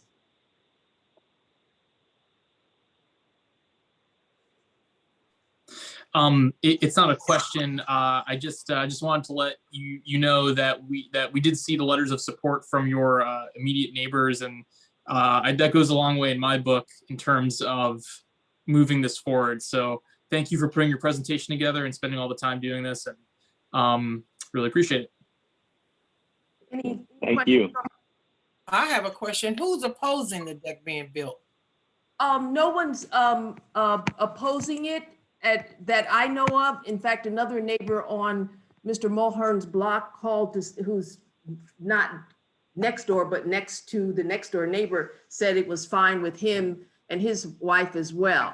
It's just that when an application for anything exceeds, some things are variances and some things are special exceptions. Special exceptions, they can allow it if it doesn't show from the front, if it doesn't seem like from the street that it is out of order with the rest of the neighborhood, if it doesn't block the neighbors, the immediately adjacent neighbors' sunlight and air, and this does not, and they are in agreement with it. It's just a process that has to be, that we have to go through. And the commission can take no position, the commission can support it, or the commission can oppose it. Because of where it is, and it's kind of an unusual back of the 5400 block of Kansas Avenue, which it's in my single member district, I would like to move that the commission support this residents' special exception request. The hearing is in March. The public hearing's in March. I second that. Okay.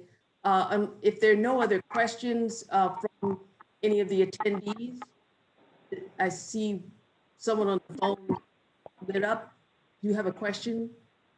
Yeah, I was just wondering, hello. I was just wondering, so if that's the case, could anyone else in the block can get one as well if they wanted one, a deck? Or you have to have a special reason why you want? They still have to come before the commission. I mean, it depends on the size. I mean, if this deck were 2 or more feet larger, then that would present another question. That would present different facts. And each is weighed individually. And many people just put up the decks without coming forward, but I learned in one of the classes at the Office of Zoning that if it's not approved, it can be taken down at any time if it's in violation. So everyone, if the deck exceeds more than the percentage allowed of the back lot, has to ask for a special exception. And just for the record, ma'am, you generally can build a deck. It's just you need to apply for a permit. It's only if it exceeds certain percentages of your total space available that you need to come to the ANC, which is just due to the layout of the Mulhern's back area that they needed to do that. So that's what this is. And thank you for that clarification, Commissioner Smith. Yes, everyone has to go. I got replacement windows this past fall. I had to get a permit. And even though most people didn't think you had to get a permit to just replace windows, but you do. So if there are no other questions, would like to take a vote on supporting the applicant at 5406 Kansas Avenue in the special request, in that those residents' special request for the size of their deck, even though it's a little bit outside of the little bit bigger lot area than the 60% lot area. Can I get a second on that? Second. It's been moved and seconded. Was that Commissioner Noble? Yep. Okay. It's been moved and seconded for ANC 4D to support the special exception request for the applicant at 5406 Kansas Avenue for a deck that exceeds the lot percentage, and seconded. All in favor, commissioners, please signify by saying aye. Aye. Aye. Any opposed to this request or this support from the committee? Any abstentions? Okay, the ayes have it, and we will fill out the form that has to be filled out. I'll fill it out in the next day or so, and send it in to the Board of Zoning Adjustment. Thank you. Thank you so much for your support. Yeah, and thanks for the time. Oh, no problem. Thank you. Okay, let's move on in our agenda. We can harken back to if we can do it very quickly, or else we could do it at the end. If Mr.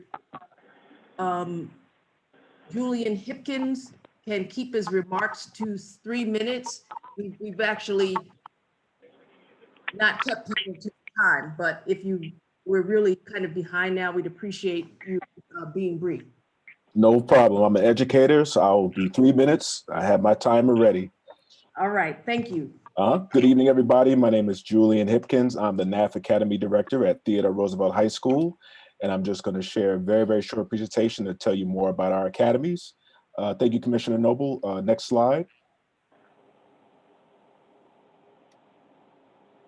The NAF Academies, the NAF network is a national network of educators, businesses, and community leaders who work together to ensure high school students are college, career, and future ready. We try to connect students in different academies with industry professionals in those fields. Next slide, please. Some of the benefits to NAF Academies, these are just a few.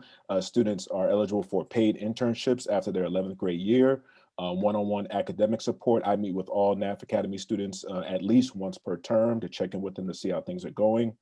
Career exploration site visits. Of course, that's a little hard now because of COVID, but we do virtual visits. We have a number of guest speakers, which I'll talk about in a second. Job shadowing, mentor opportunities, college prep opportunities, different certifications depending on the academy. And all NAF Academy students have a guaranteed interview with an organization in the DC metro area after they either graduate from high school or from college, which is very, very important. Next slide, please. As I said, we've had a number of guest speakers in our NAF academies. We had Council Member George come and speak to students in our Global Service and Diplomacy Academy. And we also had Mr. Stephen Baldy, who also lives in Petworth, speak to students in our Culinary Arts program. We love having local guest speakers. So if you know of anyone in the Culinary Arts field or Global Service and Diplomacy field, please let me know at some point. I'm going to share my contact information at the end. Next slide, please. Students who are interested in our academies, they have access to free Rosetta Stone lessons. So students sign on. We have students learning Korean, Japanese, Arabic.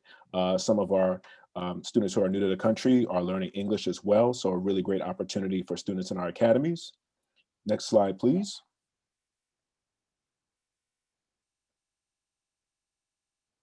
And I just want to introduce you to both of our academy teachers. This is Miss Beer. She's our Global Service and Diplomacy Academy teacher. As you can see here, very accomplished, speaks Spanish. She's been teaching for 10+ years in DCPS. And she speaks Spanish and she lives in DC in Ward 7. Next slide, please. Chef Wiggins is our amazing Culinary Arts Academy teacher. He's been featured on a number of stories, local and nationally, about his quarantine kitchen lessons. He's an amazing instructor, and we're looking forward to being back in the kitchen in person in the future. Next slide, please. I think it's the last slide. And here is just our social media information, and I can put that in the chat, and that's 3 minutes. Any questions?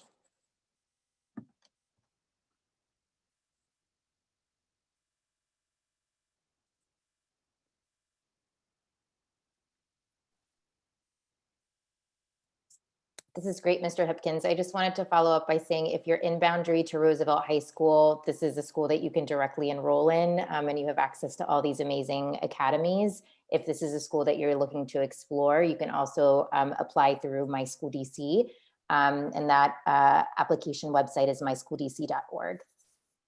Thank you so much. We also have an open house on Monday, and I'm going to put the flyers in the chat and also all my contact information as well. Are there any questions? Oh, you attended Roosevelt? I didn't know that. That's wonderful.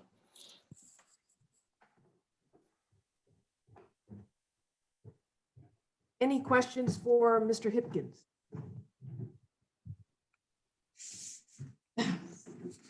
Sorry about that, everybody. All right, hearing none. Thank you, sir, for moving through it so fast. We really appreciate it. No problem. My pleasure. I understand. We're just pressed for time tonight. No problem. Thank you so much. And thank you all for your service. I appreciate you. Now we will hear information on the DC Comprehensive Plan, which is now before City Council. There'll be a markup early next month. The DC Comprehensive Plan is DC law and a 20-year planning document. And the question is basically whether this plan, the amendments proposed by the Mayor's Office of Planning should be passed as is, or whether it should be modified. The issues are deeply affordable housing, displacement, the prevention of further displacement, and community-led development. Is Alex Baca here to speak? Okay, great. Thank you for joining us.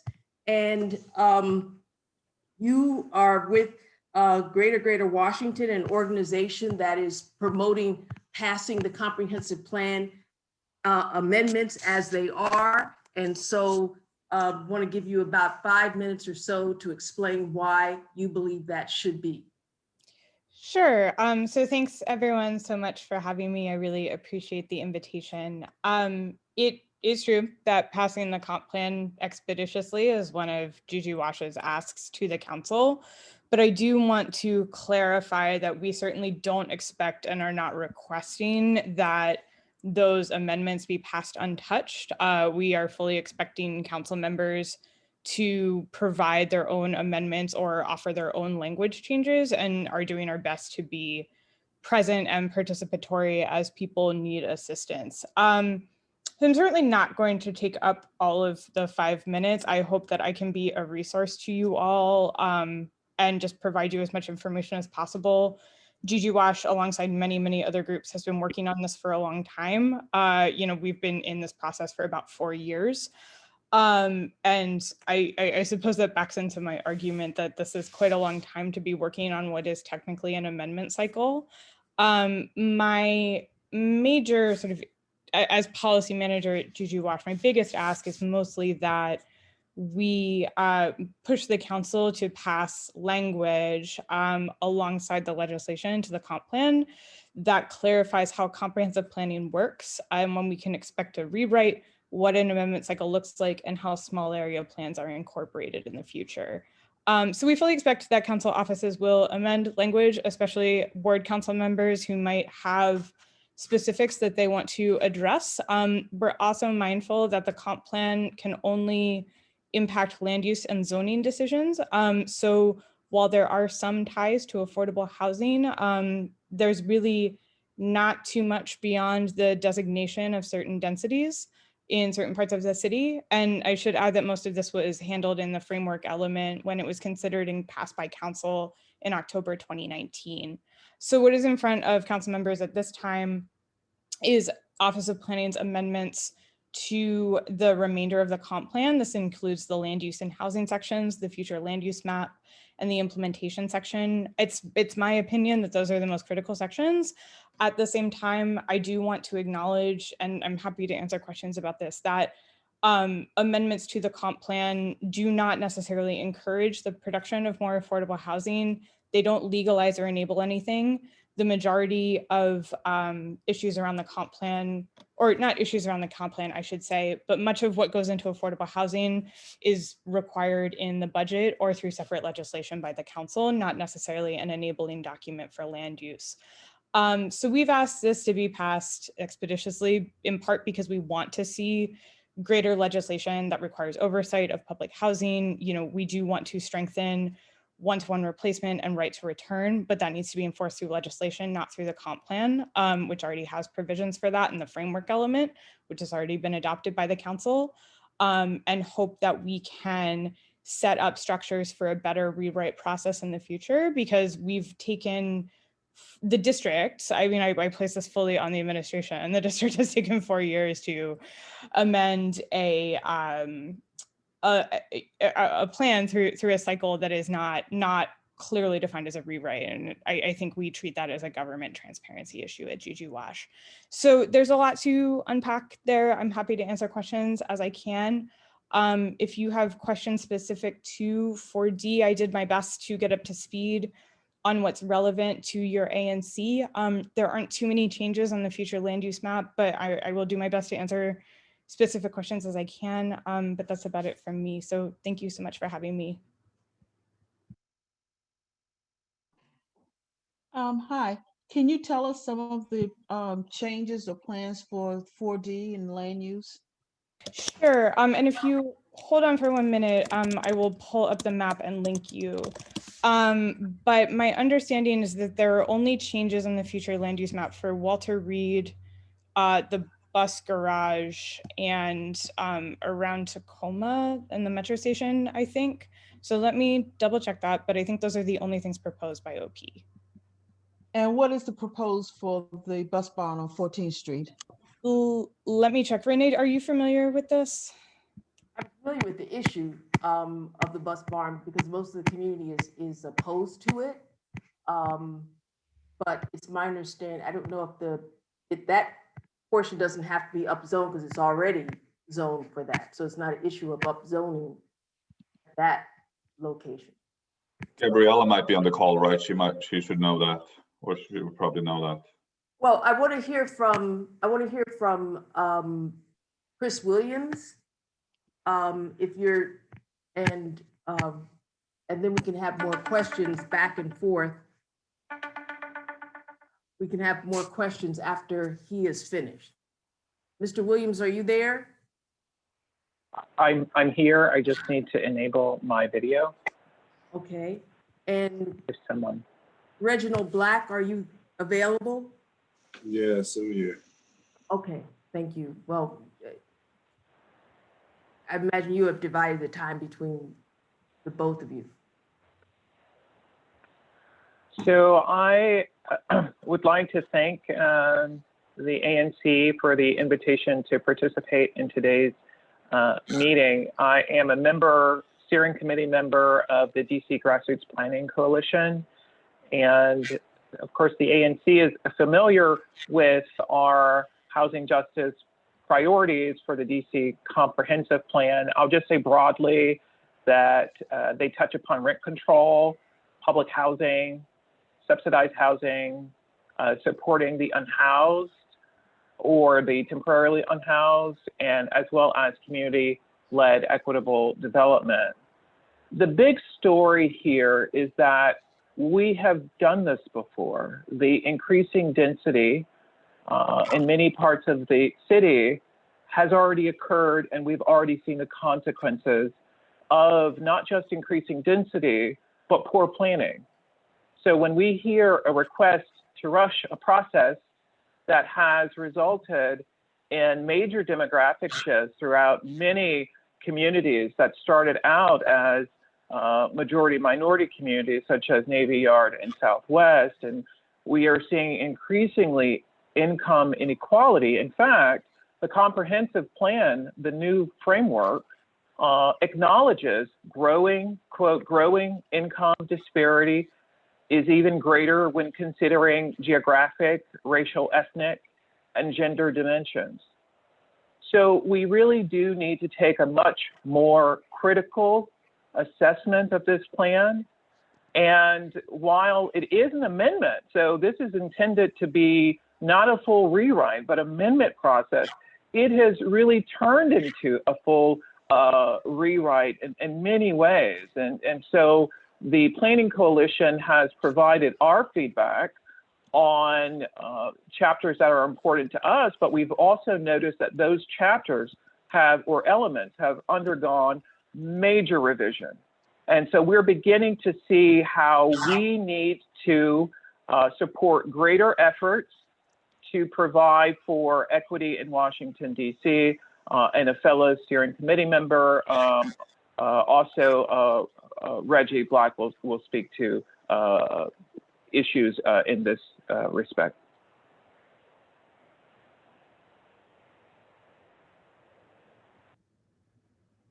Thank you, Chris.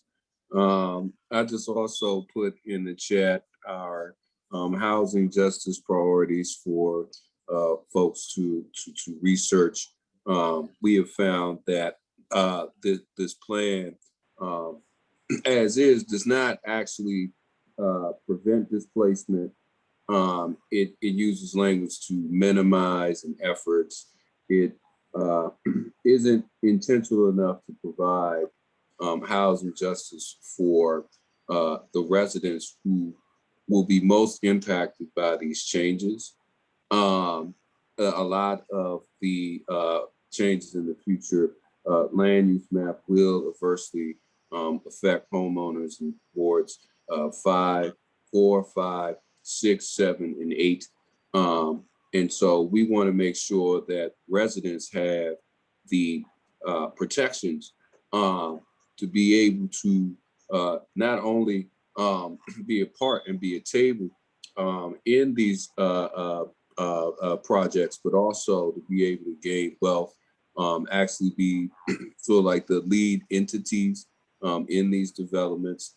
And we want to make sure that the community is the ones that are driving what is happening in their own neighborhoods, and are they able to fully take opportunities of ownership and these types of things. So check out, like I said, I dropped it in the chat, check out our housing justice priorities.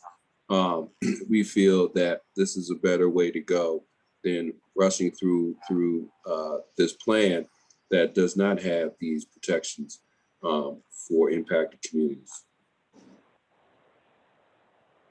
Did you have any follow-up, Chris? And then we'll go to questions. I would just say that, yes, there's been a lot of work put into the comprehensive plan, but they have largely ignored deep and chronic racial and economic inequity in this city. And we have to take the effort to now apply the ambitious language around equity found in the framework that the council passed last year and apply it specifically throughout each of the elements. In other words, we cannot achieve racial justice. There is no point in saying we want racial justice in the city if we do not apply it throughout the housing, land use, and other elements in the comprehensive plan. And the housing priorities, housing justice priorities seek to do that. Okay, thank you. Are there questions from the commissioners? Yes, Chair Bowser, I have a quick question, mainly geared towards Alex, but if anyone else wants to comment, that's fine as well. So one of DC's 25 opportunity zones, the federal opportunity zone census tracts, is actually mainly within ANC 4D, from Gallatin Street to Missouri Avenue and then 5th Street to Georgia Avenue. And I know, there's a lot of tax benefits for investors mainly in those census tracts, and it's for 10 years. So I think it's through at least 2026 or 2027. Are those designations taken into account within the comprehensive plan to any degree? I really don't know, but I just wanted to ask that because one of the opportunity zones is within ANC 4D. Yeah, absolutely. So I believe actually, no, I'm not sure. I will double check on this for you. At the same time, I know that Chris and Reggie and I are sort of positioned on opposing ends here, which is a little bit frustrating. But what the comp plan can't, literally only controls density and form. So if there's not particular changes in the future land use map to your designation, then the opportunity zone doesn't, there's no hook and no trigger. So the opportunity zone tax credits are just going to apply to whatever the existing designation is, or up to the change that's identified on the future land use map, which is again super limited in 4D. So there's just not there is not a great deal of connection between the comp plan and opportunity zones, and the only connection would be anything that would go before the zoning commission seeking a variance beyond what's in the future land use map. Otherwise, that has to do with whatever DHCD is doing related to opportunity zones. And that I cannot speak directly to because I don't work for DHCD and I don't work on opportunity zones. So if you look at the opportunity zone map, you'll notice that it does not, it is really disproportionately in minority communities. But we know this legislation, as you're probably aware, passed under Trump in 2017 and went into effect in 2018. And we know that opportunity zones are associated with gentrification. These studies have already come out. And I think that what you raise is a very important question, because as we think about the comprehensive plan, do we really want to be comprehensive? Yes, of course. We want to really understand all of these factors that are in play, because whether we are paying at the federal level or at the local level, we are paying taxes. And we have a right to direct those taxes to the most benefit. So if you take, for example, in Southwest, half of our community is under opportunity zones. And it also just so happens that they benefit from not having to provide inclusionary zoning. So when we think about these issues of equity and gentrification and displacement, absolutely, all of this matters. As far as I'm aware, the comprehensive plan does not specifically touch upon opportunity zones, nor do I think that it should, to be honest, because it could be undone during the current administration. But But yeah, I think it's an excellent sort of bird's eye view to see the matter.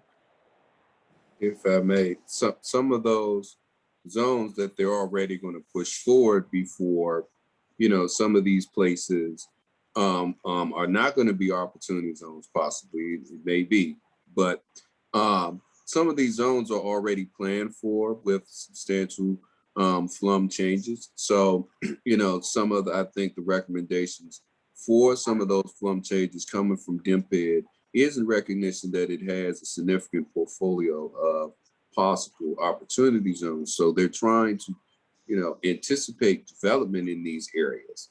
So, you know, all of these conversations are very greatly connected, because again, we're talking about how equity and closing some of the disparities that have us in the crises that we're in can be minimized and eliminated.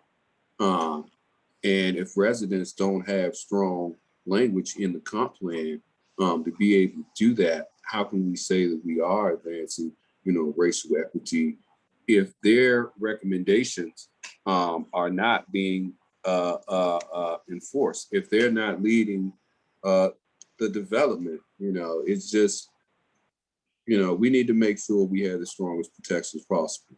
And our amendments that are based on our housing justice priorities do that. And those right now not in the comp plan. So it shouldn't be going forward till the community's voice is really in this comp plan. I have a question for both Alex Baca and also for DC Grassroots Planning Coalition. There are people that say that the language of the comp plan makes no difference. And yet they also say it's going to increase equity and resiliency. My question is, when we have the housing element of the comp plan that currently says replace public housing 1-for-1 for every public housing unit that's demolished, and the Office of Planning has changed that to affordable housing, which they define as even subsidized housing for people that make up to about $151,000 a year. How is that increasing racial equity when most of the people that are extremely low income and in public housing are seniors, people of color, and disabled people? How can striking out language in the housing element, focusing on housing for low income people and substituting the general term affordable housing, how is that going to increase housing for people who most need housing assistance in our city? I'll let Chris and Reggie go first on that. Well, the short answer is that it won't. And so that's why we have to build into the comprehensive plan specific application. And so if, for example, someone were to go to the zoning commission on account of a project not being equitable and point to the framework of the comprehensive plan and say, there in the framework, it says that we should aim for racial equity. Frankly, there's nothing that the zoning commission can do with that information. So when I pose to the chairman, what is the legal authority of the framework? Well, it kind of got a little bit of shrug shoulder. There's no legal authority because it's not specific. And when a developer, we've had instances here in Southwest where a developer, even though we already have that language around equity in our small area plan, the developer goes before the zoning commission and say, well, that doesn't apply to me because the language doesn't specifically apply to them. But to get to your point, Renee, what we have to do is not just say when these things apply and how they apply, but we have to do it throughout every element, that these are the expectations. And one thing that the comprehensive plan that we're putting forth as the coalition for the city is that it conveys to the zoning commission that racial equity is as important as land use.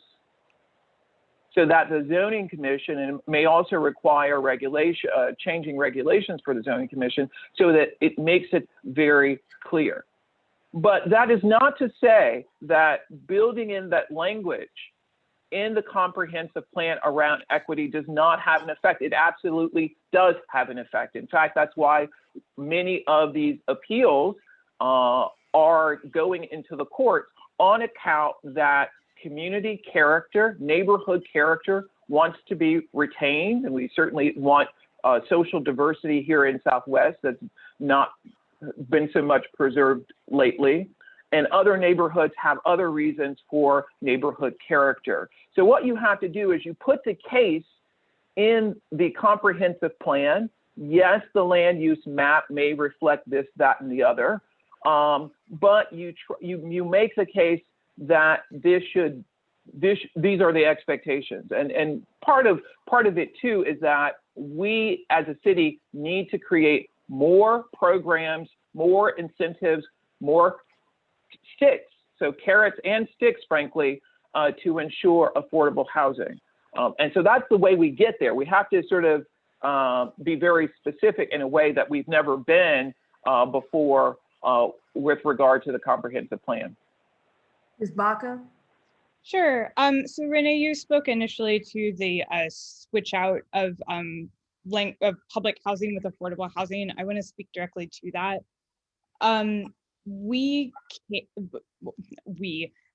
No one can build public housing anymore. So Section 9 public housing, and please, anyone feel free to interrupt me on this, but federally funded public housing we can't construct it anymore. So the Fair Cloth Amendment, which is federal legislation, means that public housing cannot be like additive. It can only be replaced one-to-one. There can't be more of it.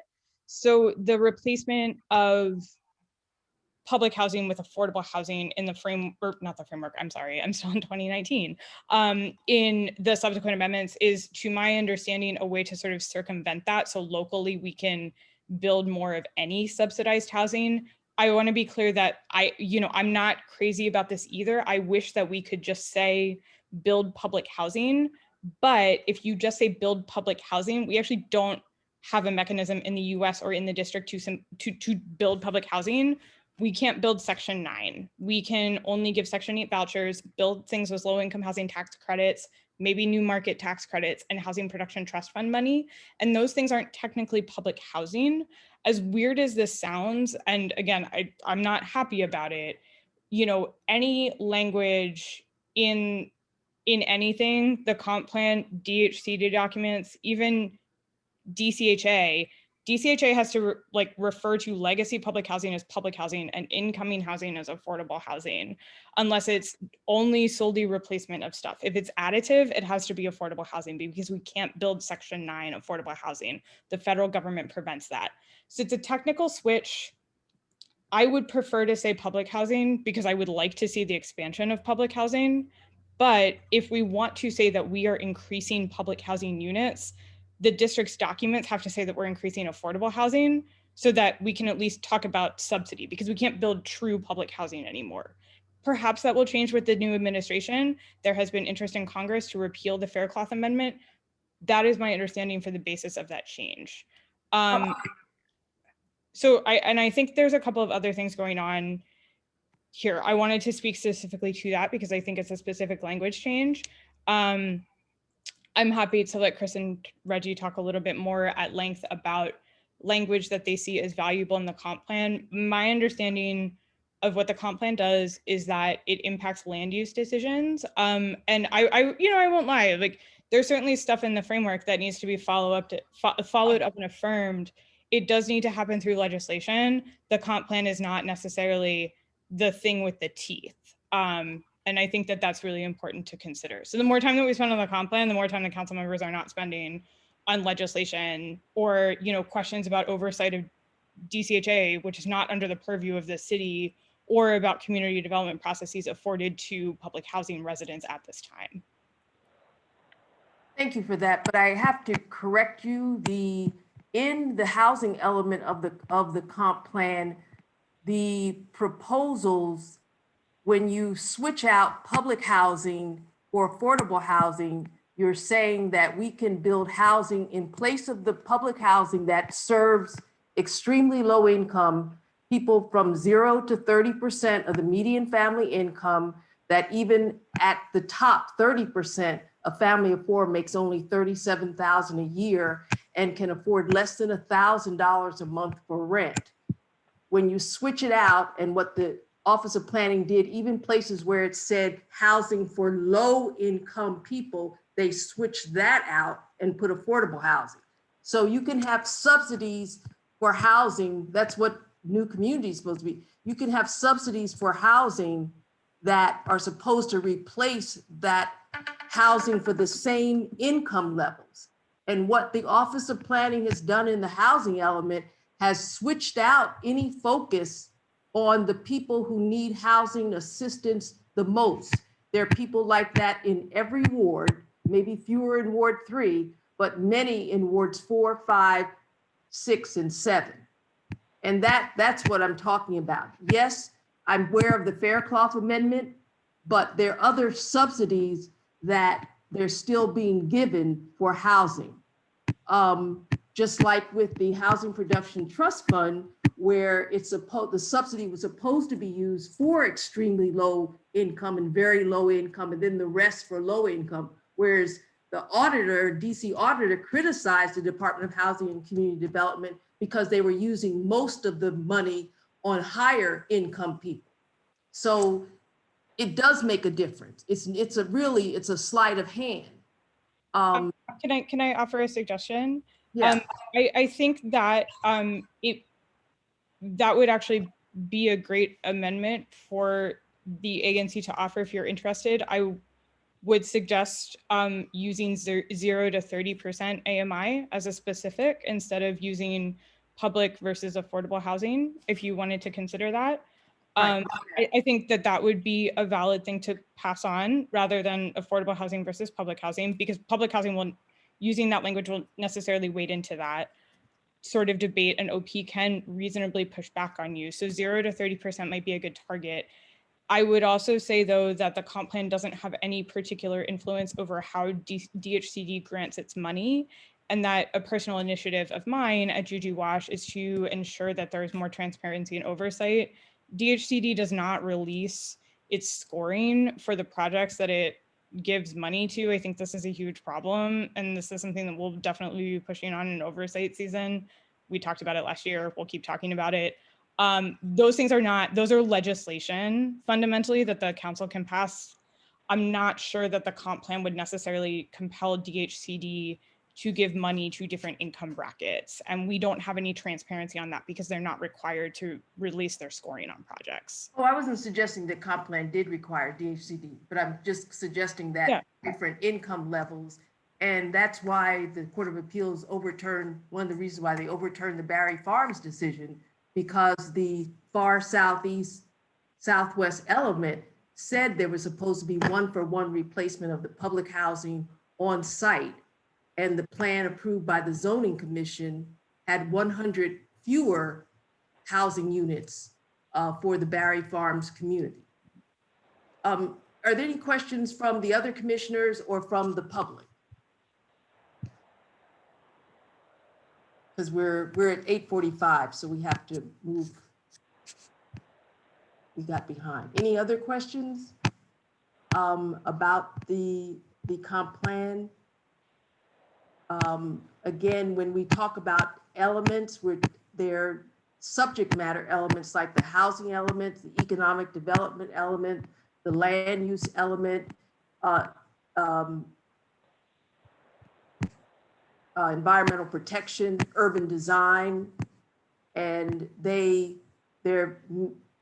cases that overturned the Zoning Commission leaned on several of those elements, also the small area plans and the area elements, because Ward 4 is Rock Creek East and Rock Creek West, where surprisingly in the Rock Creek East area element, it actually still talks about public housing. They didn't switch it out. Okay, any closing remarks from you, Ms. Baca, or you, Mr. Williams? Yeah, what I Oh, I was just going to say none from me. Feel free to email me. I'll drop my email in the chat if you have any specific questions that I can answer. Thank you. What I will say is that when you read the comprehensive plan and the proposed new language, there really are great lengths to make this document much more extensive than what it was. That Chairman Mendelson has complained frustratingly at the number of amendments in this document. Yet we are being told by many on the smart growth side that no, this document is really only about land use. It is not. It sets our priorities. It sets the framework for subsequent legislation. One of the things that we noticed was that in the environmental protection section, it talks at length about climate change and how DC has done any number of things around climate change, including signing on to various international protocols. Of course, this is great that we're addressing climate change, and we just get one small section there at the end of the environmental protection section on environmental justice. So what explains the difference between pages and pages on climate change, but really not speaking to our lead prices in our homes, for example, or environmental racism going on throughout our communities of color? It's because it lays the groundwork. So if you say there's climate change, then the district has to do something about it. It has to mitigate it. And so that protects property owners' interests. And so it is really an important document aside from land use because it sets our values and it really sets the basis for future legislation. Okay, thank you both. Thank you all. Alex Baca, Chris Williams, and Reginald Black. Thank you so much. Appreciate it. All right, I'm not sure, commissioners, if we have time to consider this. It is a complicated issue. You've had the proposed resolution. What would you like to do? They're going to start the markup before our next meeting. Yeah, Chairperson Bowser, I have had the opportunity to read the resolution, and I suspect the other commissioners have as well in advance, and I'm prepared to motion to consider it now. Motion to approve it. What say you other commissioners? I recognize it's a complex issue. I'm bringing it up because there's been, even though Ward 4 hasn't been, except for the Walter Reed, hasn't been the biggest subject of development and displacement, we're not going to be spared. Let's put it that way. So I would move that if we could put the link in the chat for the resolution. I don't think we had the final resolution to upload. Do you have it somewhere saved that we could link out to? Yeah, I sent it on Monday after the suggestions. When you say, do you want me to try to put it in the chat? I'm happy to download it and put it in the chat. I had made several suggestions too, very minor ones. I don't know if you saw those, Chair Bowser. So not sure which version you wanted me to upload. I didn't see anything after Monday when I put it on our final stationery.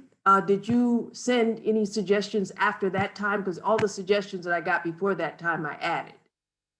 Gotcha. I did. So I just wanted to make sure that when we were speaking about the communities affected, we either generally said communities of color or specifically said Black and Brown.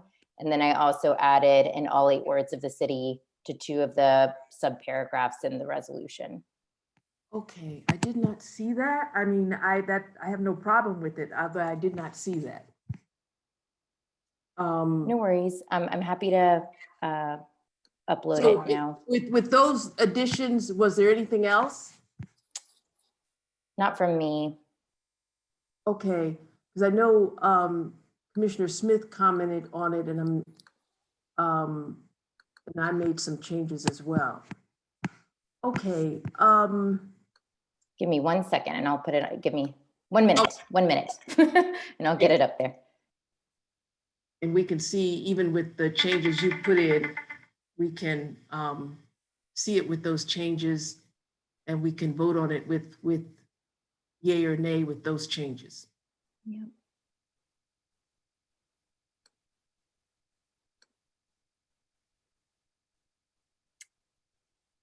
Oh my gosh, and I'm so totally put on this spot right now. Sorry, I'm trying to find it.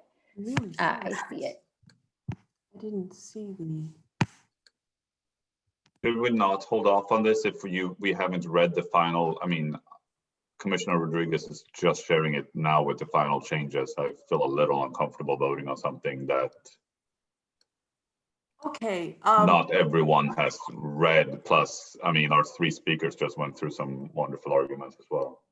Well, so let me be clear. Are they considering this before our next meeting when we would have the opportunity to vote on this, send it over and have them review it?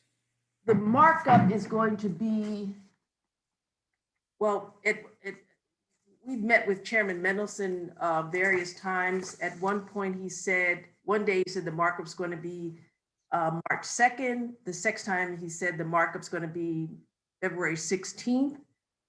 We meet the 17th. I don't mind putting it off because I guess there could be some, not likely, but there could be some changes between the first vote, which would be the 16th, and the second vote. So that everyone can be comfortable. I would defer to putting, I don't mind putting it off because I want everyone to, that's why I've submitted the draft a couple weeks ahead of time, because I want everybody to really be aware of what it's saying. It is, so we can put it off if you'd like. It's up to you. I have the link ready. It's literally only those, but it's completely up to everyone. I'll be honest, I think it might be, although I understand the uncomfortability with the changes, but since they do appear to be minor changes and we're on a bit of a time schedule where not only do we need to get them the resolution, but also have them read it, I do worry about delaying another month. But so in other words, I would vote for it. However, I also understand if that's not what other commissioners are comfortable with. Well, I think it has to do with the substance of the changes. If you've only made changes to say where we talk about the city, all 8 wards, or changing whether it's when some places we make, I know I did say people of color just because as a shorthand rather than, even though I meant, I'm talking about people of all colors, whether you're Asian, Black, Latino, or Latinx or what. So but if those are the only changes, that really doesn't change the substance. Those are the only changes. Okay, if you have it to post, that would be great. And we can spend another couple minutes on this. Sure.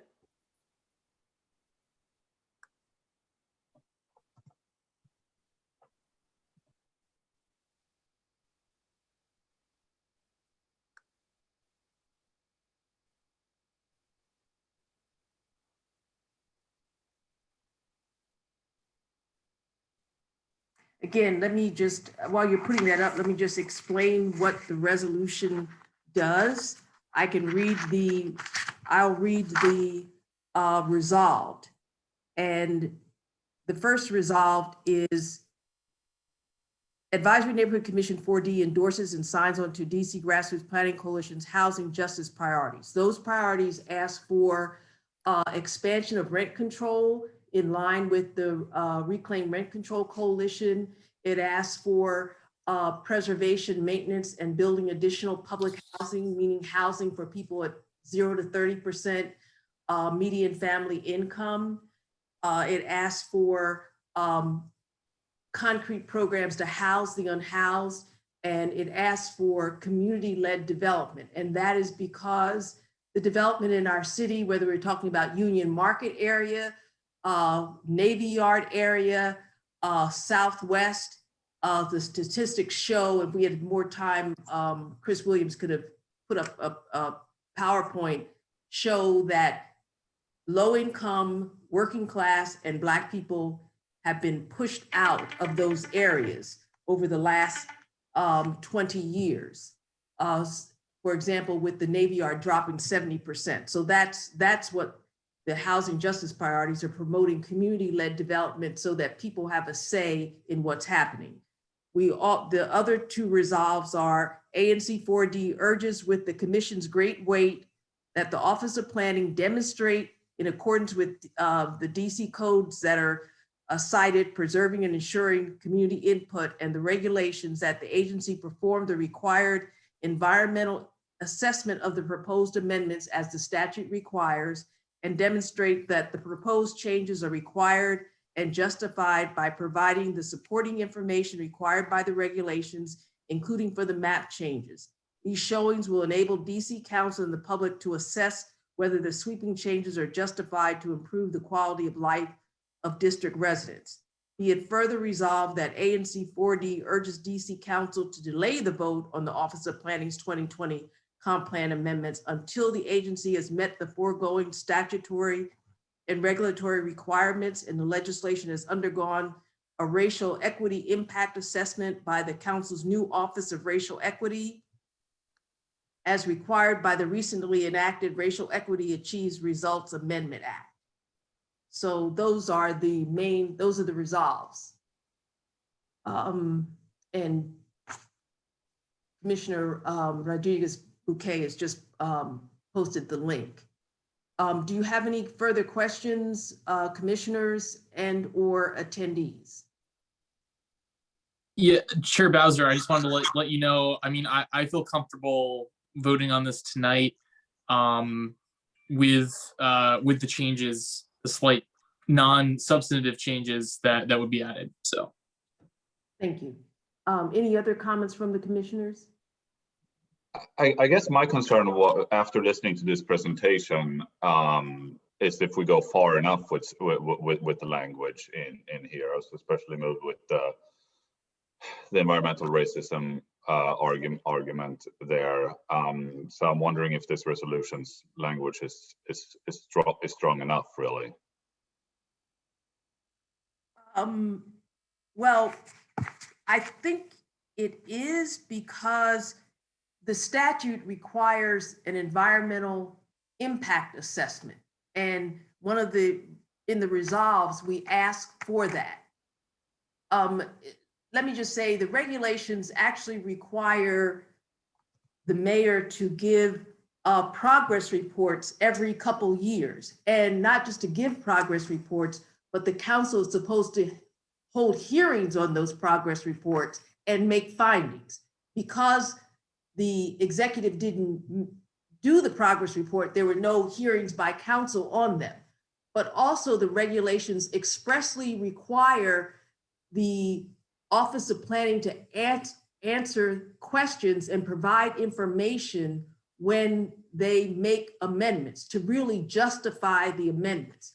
And the regulations say the greater the change in the amendments, the greater the justification required. The Office of Planning did not do that. In fact, it did the opposite, because if you went to any of those meetings in 2018 and 19, they really tried to simplify it, to say, oh, we're going to have more affordable housing, we're going to have this. And they didn't really dig in to say why we're changing this out. Why, when we said we want to have policies that avoid displacement of small businesses, that now we're making that weaker. We just want to mitigate any risks of displacement.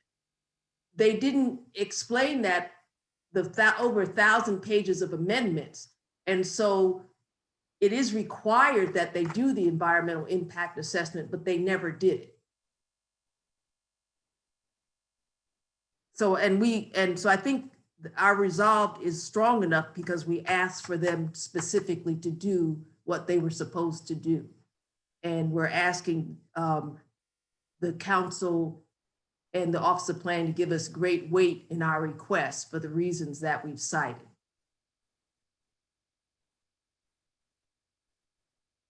Any other questions? And let me say, I'm a member of the DC Grassroots Planning Coalition.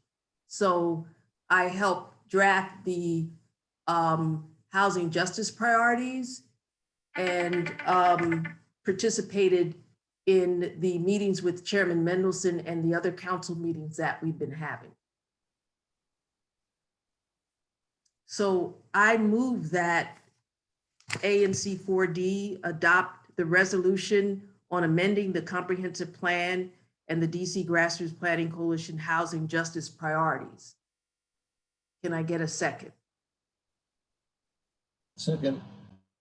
Okay, thank you. It's been moved and seconded. Are we ready to vote? Yes.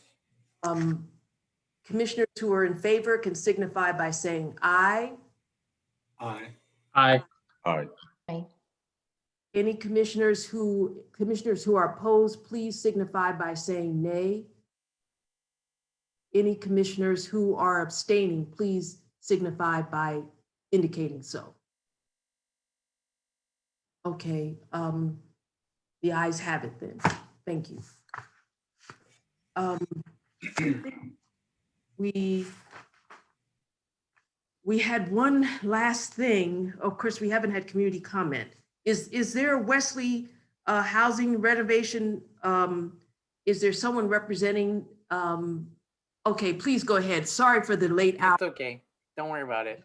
Thank you for joining us. So I'm Jared Lang. I'm actually, I live in Ward 4 in 4C. And I'm with Wesley Housing. We're a mission-based nonprofit developer.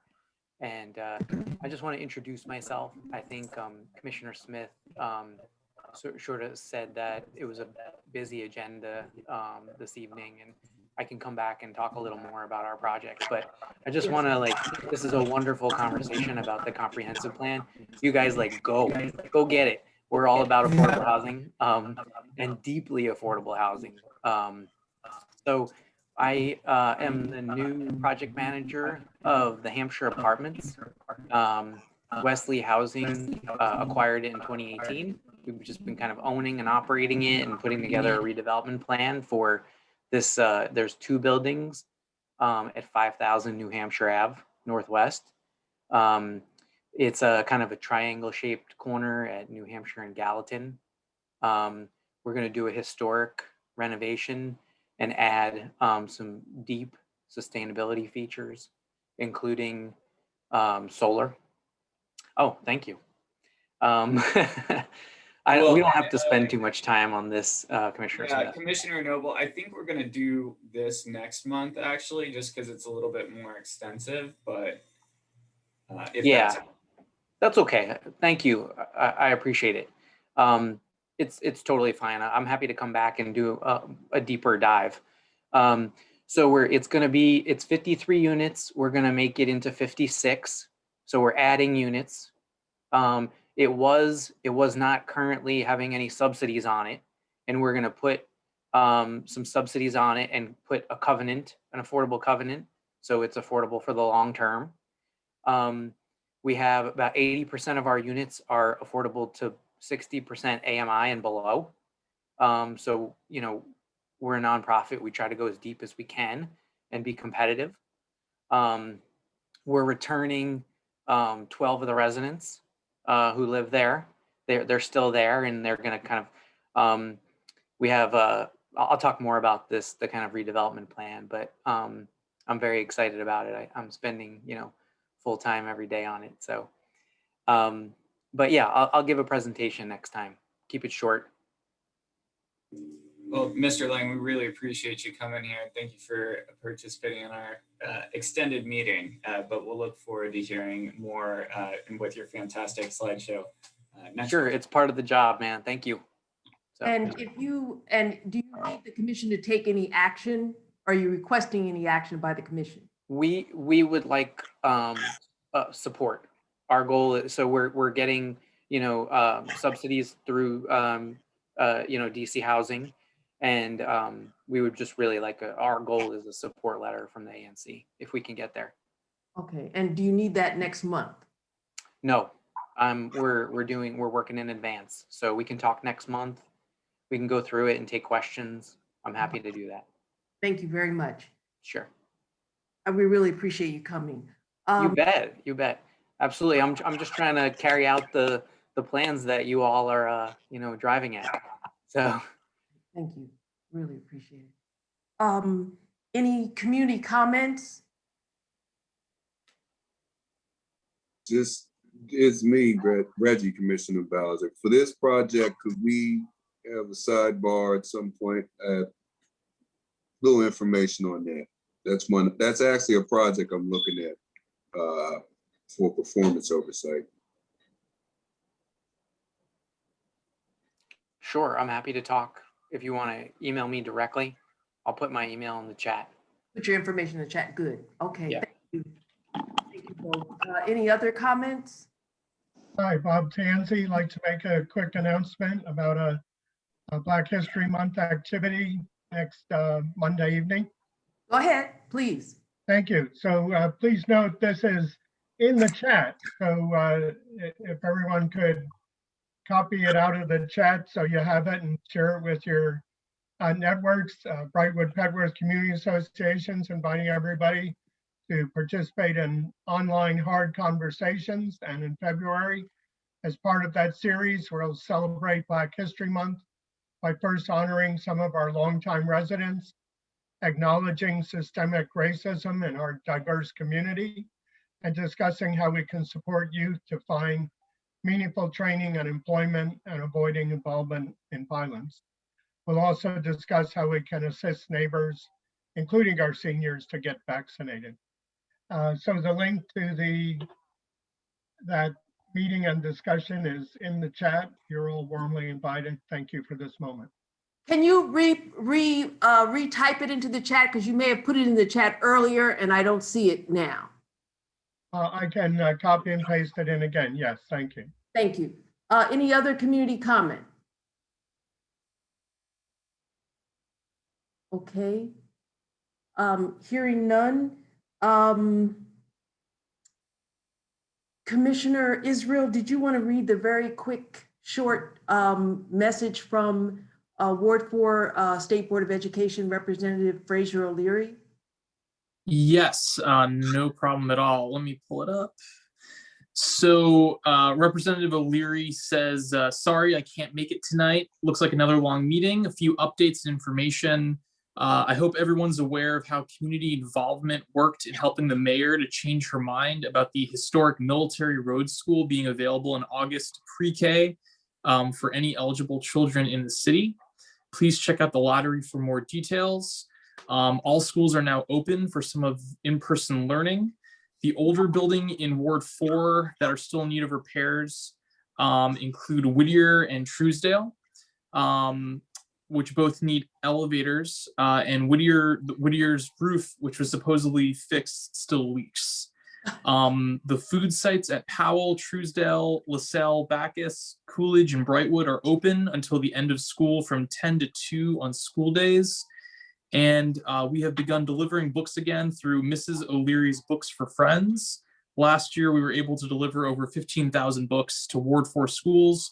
Please contact me at 202-236-2184 or oman9@aol.com for pickup or delivery. Thank you, Ward 4. Thank you very much. We're down to commissioner announcements. Commissioner Rodriguez Bouquet, did you want to make an announcement about the public school lottery? Sure, just briefly. So if there are any families on the call or in the meeting tonight that are looking to apply to a pre-K3 public or public charter school program, or are looking to apply to a new school that's not their in boundary DCPS school for kindergarten through 8th grade, the lottery application deadline is March 1st. You can apply online at myschooldc.org. There's a hotline for support, particularly if you have limited access to internet or may not have a device at home. So please, if you are looking again for a public pre-K program or a school outside of your boundary or a charter school for kindergarten through 8th grade, please do submit in time for the lottery for the upcoming school year. Okay, thank you. I just have one announcement, or maybe two. We just completed a petition to the WMATA mayor and DC council. It's on the suggestion of some residents of single member district 4D02. And I'm gonna send it to the printers this week. And we will have about 3 weeks or so to collect signatures. Also today, WMATA, I know I printed it out. WMATA sent information about, sent budget information of dates where they're gonna have information center, information sessions about budget cuts. And I sent it out to SMD 4D02, and we can send it out to anyone else who wants the information. It's from the spokesperson, Ann Chisholm, about the budget overview process. There's an information session in DC. They don't give the Zoom link or anything, but it's Tuesday, February 23rd and Wednesday, February 24th about the budget and bus cuts. Also, and we'll get the petition out to everybody about opposing the cuts to Route 63 and 62, which kind of run through the heart of our ANC in our ward east of Georgia Avenue. The WMATA Public Performance Oversight hearing that you heard Matt Landrew reference, the public performance oversight hearings. The one for WMATA is March 15th, starting at 3 p.m.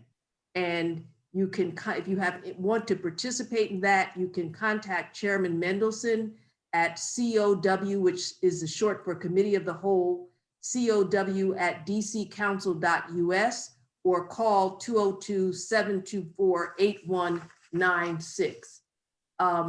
If you want to participate to oppose the cuts. Someone asked me today whether was there a cut to the Route E4. I could not find it in their budget projections, any cuts to E4, but as our resolution from last month, they are sticking to the cuts with Route 62, 63. And so that's what our petition will speak to. Thank you. Anything else? Yeah, yes, Chair Bowser. I would just urge anyone, who lives in ANC 4D or elsewhere in Ward 4 who are opposed to the cuts to the 62 and 63 bus lines to sign up and testify before WMATA. I think their virtual public hearings are March 8th, 9th, and 10th.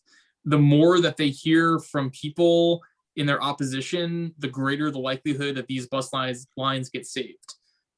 So I'm happy that our ANC passed the resolution last month and we have this petition, but the more individual voices that actually testify is incredibly important. So I urge you all to do that. And we'll have the petition out by early next week. We've just concluded the language, and we'll go to the printers. Thank you. Thank you, Commissioner Israel. Any final statements by any of the commissioners before we sign off? We're becoming like ANC 4B. Normally we're not this long. I'm really sorry. Okay, hearing none. Thank you for attending, and we look forward to seeing you. You should have, we sent to the printers for our signs, which will really, because we had to change our ANC sign since we're now virtual. And so we will have them out before the next meeting. And so that'll be another way to let you know the meeting's coming. The meeting will be Wednesday, March 17th at 6:30, and we hope you will attend. Please keep a lookout for notices. Thank you, and good night. Good night. Thanks. Good night.